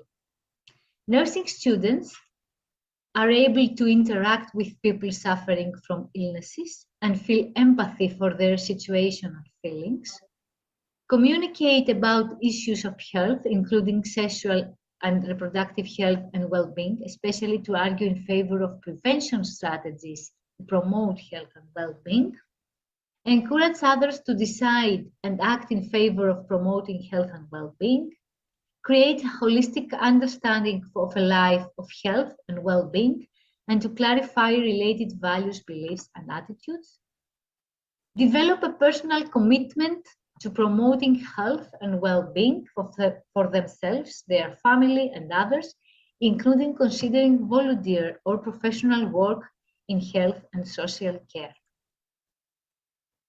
In the cognitive engagement, learning to know and learning to be, nursing students know conception of health, hygiene, and well-being and can critically reflect on them, including an understanding of the importance of gender in health and well-being, understand the socio-political economic dimension of health and well-being, and also about the effects of advertising and about strategies to promote health and well-being, understand the importance of mental health with the negative impacts of behaviors like xenophobia, discrimination, and bullying on mental health and emotional well-being, and how addictions to alcohol, tobacco, or other drugs can harm health and well-being also, and provide relevant prevention strategies for positive physical, mental health, and well-being as well. Conclusions. The SDGs should be integrated across curricula and assessed to maximize their value and perceived importance for undergraduate nurses. Nursing students need to be enlightened on how they, as individuals and the wider profession, can impact on the SDGs, especially outside of the SDG 3, and begin to recognize themselves as global citizens who can impact society. Future nursing research must incorporate the principles and recommendation for sustainability in the modern world within a sustainable and holistic healthcare model. Thank you very much for your attention.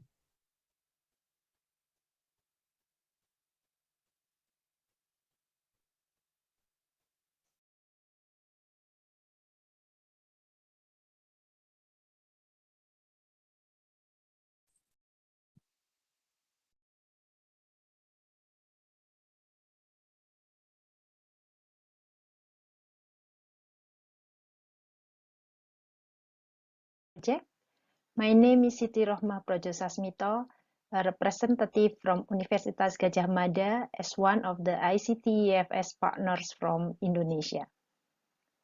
The title of the presentation today is Training Teachers to Embed Sustainable Development Goals in Teaching and Learning Enabled by ICTs, the case of ICT-EFS Indonesian partners, especially Yogyakarta, and I hope that this presentation will meet you well.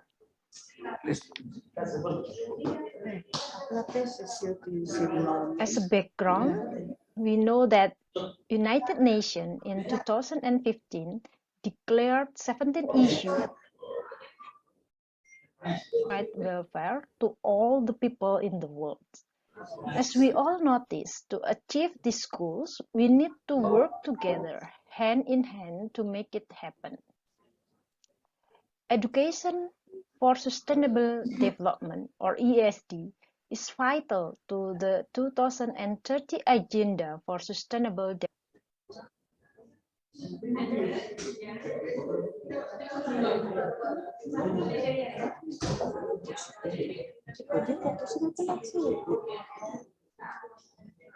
I think this is not now. Yes, we have already. So Yes. consider, Because we confused in the and Nikos found the videos, the Egyptian videos.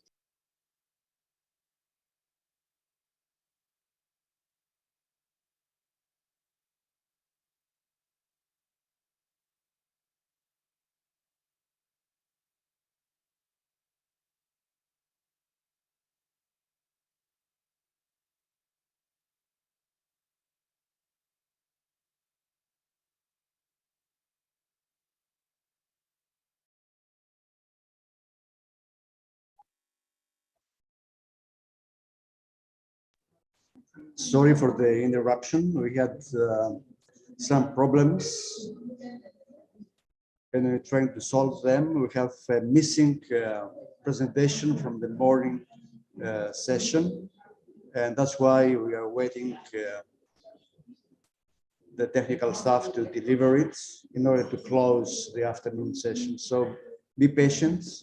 We will come back very soon. Minutes are legal.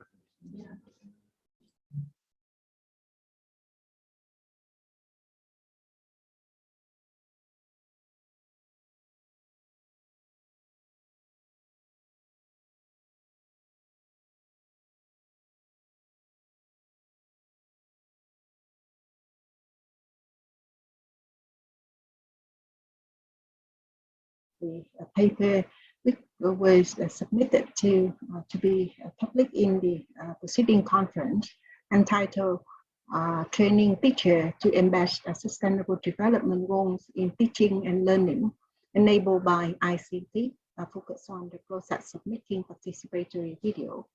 The results in this presentation was the collaborative work between the teams from the International University and the team of the Universities of Social Science and Humanity.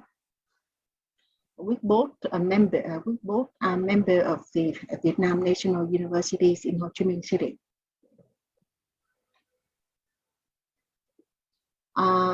So this slide shows the summaries of the in-service teacher training in which IUS and USS8 collaboratively conduct 2 cohorts training for the in-service teacher of Bến Tre province, which aim at embedding the sustainable development goals in teaching and learning enabled by ICT for the in-service teacher.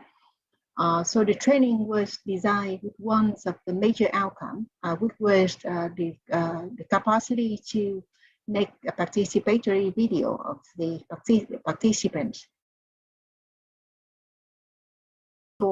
Participants' capacity in integrating sustainable development goals enabled by ICT into school lesson.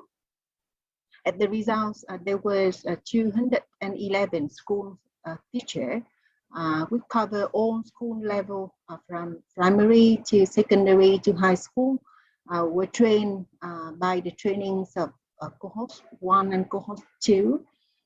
So each cohort was conducted in 1 month, which was April to May for the cohort 1 and July to August of the 2000. During the training, lecturing combined with coaching and mentoring were used in implementing the training.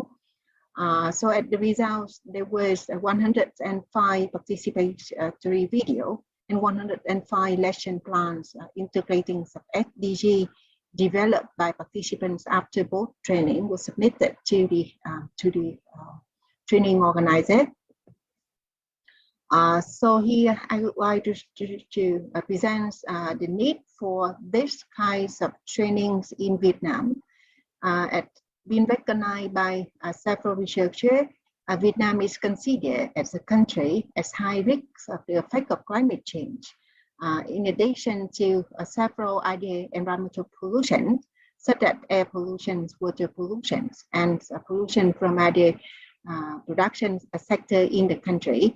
Therefore, the integrating of sustainable development in education to improve the awareness of all citizens, from students to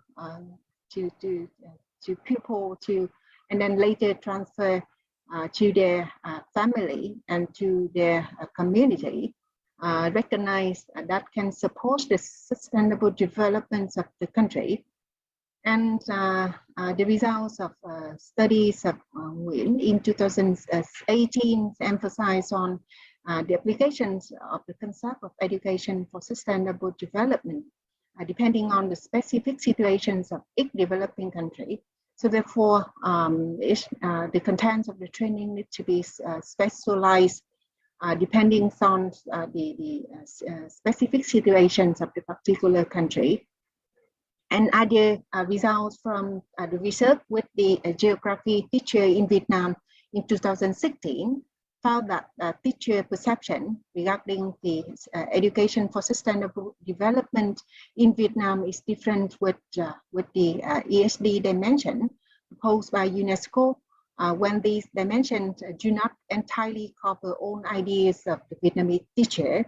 So results also show that the practical experience of teacher training program for the pre-service and in-service training, the Vietnamese national curriculums and social perceptions also shape the views of ESD by teacher. Therefore, from such current needs as well as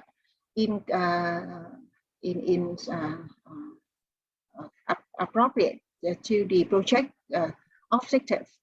So the training was designed using the participatory video as an approach, because the participatory video were considered as an effective tool for integrations of SDG and the real life issue into education at all school level and university. So participatory video approach can enable the integrations of SDG as well as the integrations of ICT into education. So participatory video will define as a set of techniques that involve a group of people in conceptualizing and producing their own video clip for raising awareness on problems who are facing with the aim of seeking empowerment and ultimate positive change. So that's why from such characteristic of the participatory video, it really becomes an effective tool for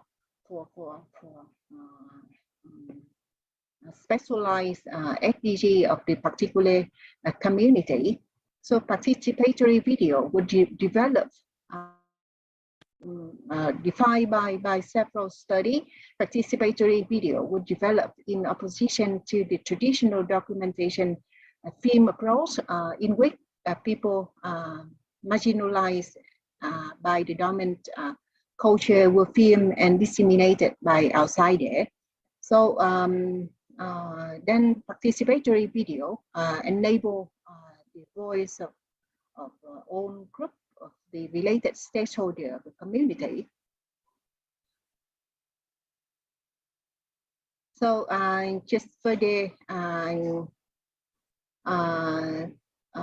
about the participatory video, creating a digital story have reconceived and reframed individual experience in the past. We can enable the digital storyteller to create a new personal definition, new space that validated, empower subject for their life story.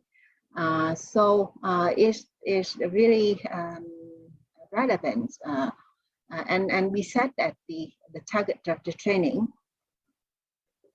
And for the concerns of the PV session approach, the participatory video development was set at one.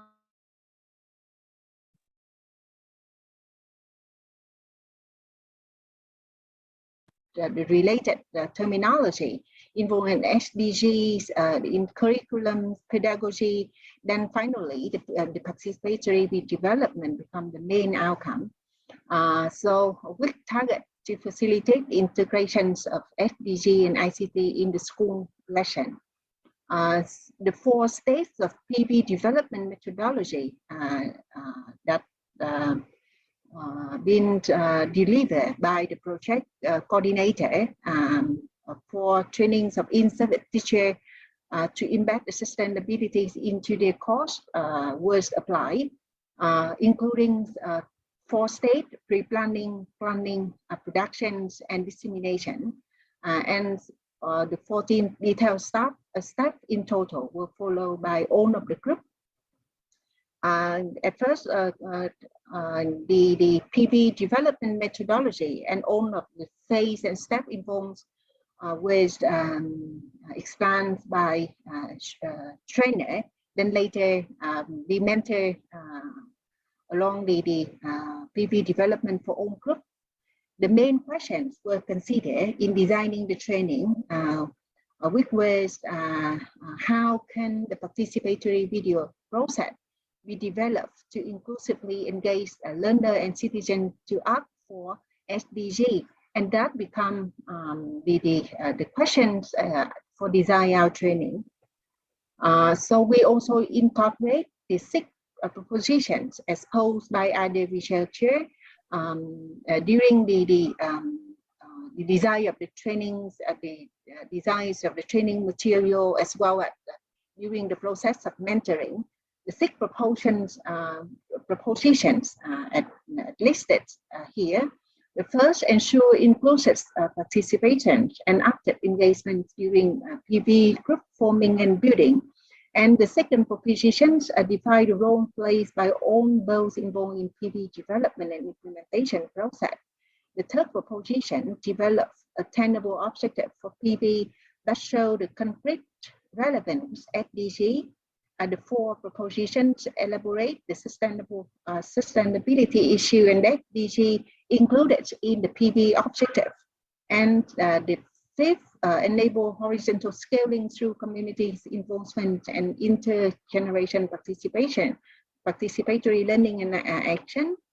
Proposition 6, assume that potential and benefits of PB lie primarily in the process that have been undertaken by participants in order to make PB and not in the final product. Incorporating of all of these 6 propositions that are enabled to prepare our training material, trainings objectives, as well as the methodology, the training methodology, to get those 6 propositions at the characteristic of the PBs at the end product from the training.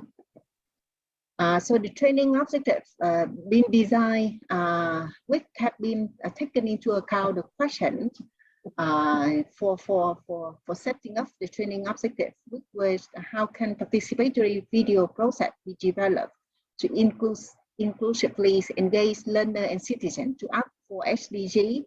Therefore, the training objective was set at enable all participants to make PB address the local issue linked with the specific SDG. Every participant be able to make a PB after finish the training. And the participations of stakeholders were set at the requirement for PB making of all group. And then finally, the integrations of PBs and SDG into specific school actions was also required at the final product to submit to the trainer. Related to the methodology, group mentoring methods were used along with training section, as well as along the whole process of PB development to provide the instant support to the participants.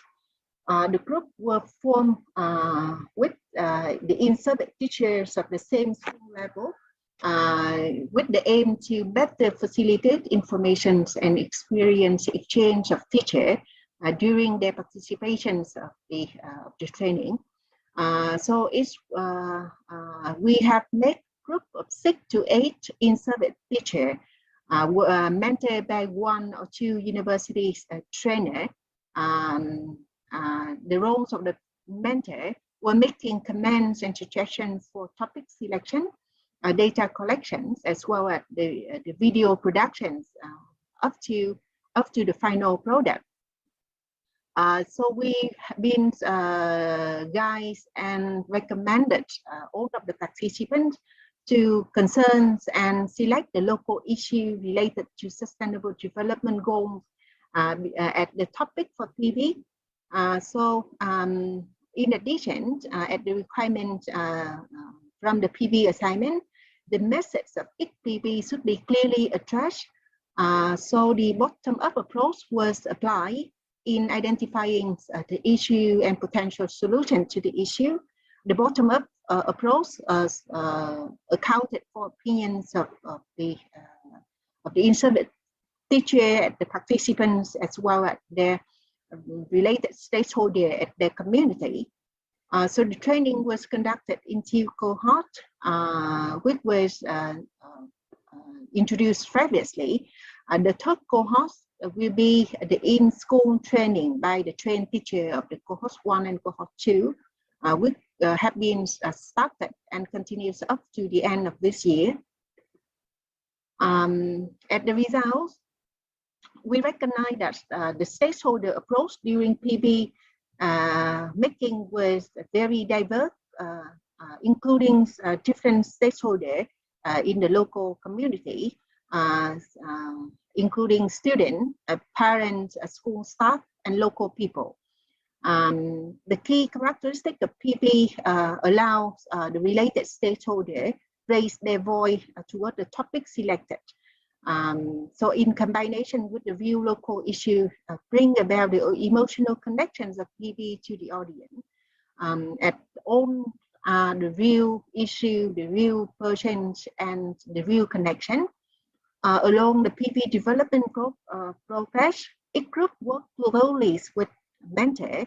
Therefore, the sustainable development goals relevant with the local issue, and then be very specific for the specific indicator of each SDG were well understood by participants. From after the training, from the assessments as well as the informal discussions with the participants, we found that knowledge and skill of participants toward the SDG and ICT was improved by practicing of making PB as well as going through the contents of the trainings during the applications in progress of PB making. So this table shows the results from our two cohorts of the in-service teacher training. So the cohort 1 approaching more than 100 in-service teacher took place for 1 month, and the trainings, the hour trainings was 154 hours for the trainees to participate in the training. The number of the PBs completed at the end was 51. For the second cohort, we also approached more than 100 teachers. Sorry, there was information missing for female participants in the cohort 2. The total number was also more than 100, about 119 participants. The periods of the training was 1 month from July to August of 2022. The hour of training was also similar with cohort 1, and the number of PV received at the end was 59 PV. The SDG integrated into PV and lesson plan submitted by participants was quite diverse, is including 11 SDG within the 17th SDG. So this B2 table show the working hour of trainees and trainer in organizing and participations of the in-service teacher training. The trainees have been participating in several activities, including reading of material, attending the synchronized training, preparing for the integrations of SDG into one lesson plan, making one PV for two teachers making one PV, accounted for all of the 4 phases, planning, script making, data collection, and PV making. And then the 5th activities was disseminations of PV to their own network. And then finally participated in evaluations of the training, which all accounted for 154 hours for 8 trainees. And for the trainer, several activities that been done by trainer, including preparing for the training programs, organizing the synchronized training, making making the group coaching and mentoring, review for the product of trainees, and finally evaluations of the training, all combines into 874 hours for trainer to need to spend for the in-service teacher training. These two tables show the time, the working hour for one cohort, and two cohorts have been repeatedly conducted. So at the results, so we see along the training process, mentoring were counted for the largest time required for both, mostly for the trainer as well as for trainees. But is the mentoring for each group require around 40 working hours of trainer. However, even that need the highest and longest efforts. However, the coaching and mentoring in group were highly appreciated by trainees, and they found that group mentoring facilitate for the makings of PV development progress went smoothly. The trainee provided that they learned several new knowledge and skill from the training. Later, I will show in the next slide. Actually, I just be able to show a part of the feedback from the trainee. So from the obtained information, we recognize that the training outcome were achieved based on knowledge and skill of trainee had developed. So let's hear several opinions of participants along the training that we have been collected along the training progress, and at the end. So they have feedback that from the training they know several issues related to SDG, so that they know the cause of contaminated water, how to protect clean water, as well as they know about how to integrate sustainability goals into lesson plan. They know about the current state of environmental sanitation. They know how to use computer, how to integrate, create effect between video, image. They learn how the methods for sustainable development, education, and so on. Lots of feedback that been provided by trainee after they took part in the training. So this shows additional opinions of participants. We see from those feedback, participants now understand the details knowledge involved in SDGs and their indicator, as well as the capacities in ICTs was enhanced as well during the need for making PV. So from the results of the training, we recognize that in terms of the achievements of the training, besides of the number of PV that's submitted, so let me make this submitted by all participants, in which two trainee jointly submit one PV and one lesson plan. The more important achievements of the training outcome lie under the progress of PV development.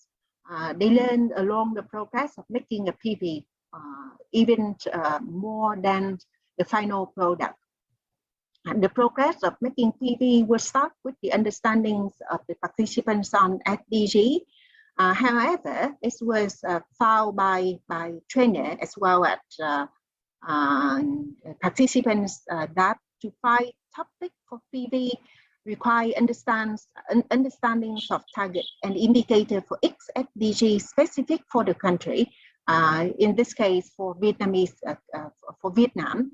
Therefore, the second step after the general understanding on SDG, the second step was the streaming through the 17th SDG and 169 target and indicator for SDG specific for Vietnam that been introduced by by trainer and then been practiced for further understandings during the training and during the mentoring. So from the detailed list of 169 indicators, then the topic can then be selected for all of the group, which address several local issues linked to SDG and their indicator. So this understanding was critical because with the specific indicator, they make the general topic under SDG clearer and easier to identify the topic. So this understanding was recognized as critical for linking the local issue, school lessons, and SDG, so that I just took 2 examples here. So the 2 example PV, one's on ecotourism, address SDG 8, but more specifically addressing the indicator 8.4 and 8.9. And another PVs on biodiversity at the Berggrav Dam Hole. So that's the titles of the PV. Address SDG 15, but more specifically addressing indicator 15.1, 15.9, and 15.8, which aim to educate the sustainable use of local forest ecosystem to integrate ecosystem and biodiversity in locality, taking into account the development process and poverty reduction strategies and the education. So then after the 2 steps that was mentioned, the topic be able to select, then the local stakeholder involved in the topic will need to consider. This step is also critical and achieved by coaching. Of course, after a train during the trainings, it was further support during the coachings with mentor and the active participations of group members to identify the appropriate stakeholder for each related topic. So at the results, each PV will form with lots of involvement of stakeholders, and we recognize that there was very diverse group of stakeholders involved, including school staff, teachers, students, parents, local residents, and business based at the local provinces. So the stakeholder selections received discussions and revisions a few times before finalizing the list of stakeholders before start collecting data and making the PV with the purpose of integrating PV into one specific lessons in school. The link between real life issue with the participations of the local stakeholder into school lessons was achieved. So the voice of local people, the real issues that the local can be effectively captured and disseminated by the PV. So after making PV, the next step was dissemination at an important step to promote SDG and pedagogy change in terms of integrating some SDG enabled by ICT. The training sets up and demo of the video disseminations by fan space in Facebook of both universities. So later, we encourage all participants to share their video within their network and then make the PVs and the message that want to convey through the PV be disseminated in a broader scale. These ways of dissemination have created fun and effective way to convey a video to the person interested. After the training, some of the participants, especially teachers from high school, in which they have a more grown-up students that have been applied and create a similar PV competitions, and also was disseminated by the school fan page. So later they will share with us. After they finished the first cohort training, they found the methodologies was useful, and also been interested by their students. Therefore, they have been repeat the PV competition. So from the informal discussion with them, we received that they found this activities was useful and can be replicated for the school activities. At the conclusion, we have conducted training for the in-service teachers of Bến Tre province in 2 cohorts and received 105 PV. So the objective and outcome, the trainings have been achieved through the results of the surveys and the informal discussions with the participants. Participants after the trainings have shown their understanding towards SDG and the specific indicator of each SDG and have detailed idea on how to integrate SDG into school lessons of different of the variety subject that been in charge by teacher. In addition, through the assignments of PV developments, ESD and ICTs can be able to incorporate and have participants enhancing their skill and have support pedagogy improvement. However, the training would just be able to provide it for 211 teachers of Bến Tre province during the synchronized training of the 2 cohorts. The 3rd cohort was the trainings at school conducted by the trained teacher, which supported by mentors of both universities, expected to prolong the effectiveness of the project as well as disseminate the knowledge and tool to more teachers.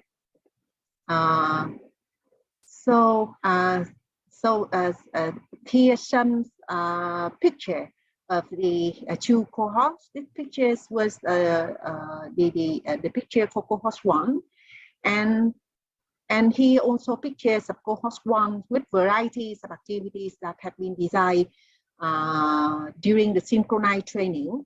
And this picture for the cohort 2 was organized for 119 participants. And varieties of activities for cohort 2 also been designed and complete within 1 month. Thank you very much for your attention. So that's the end of my presentation. Thank you. Thank you very much. Thank you very much for all the presenters.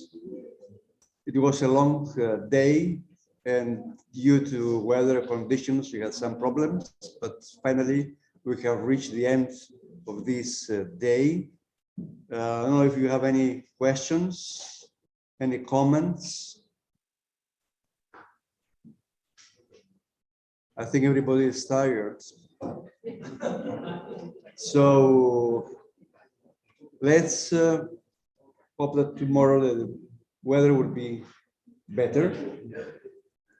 And we have to finish our day.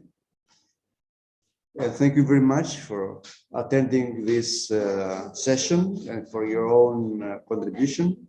And we are looking forward for tomorrow morning at 9:30. Thank you very much.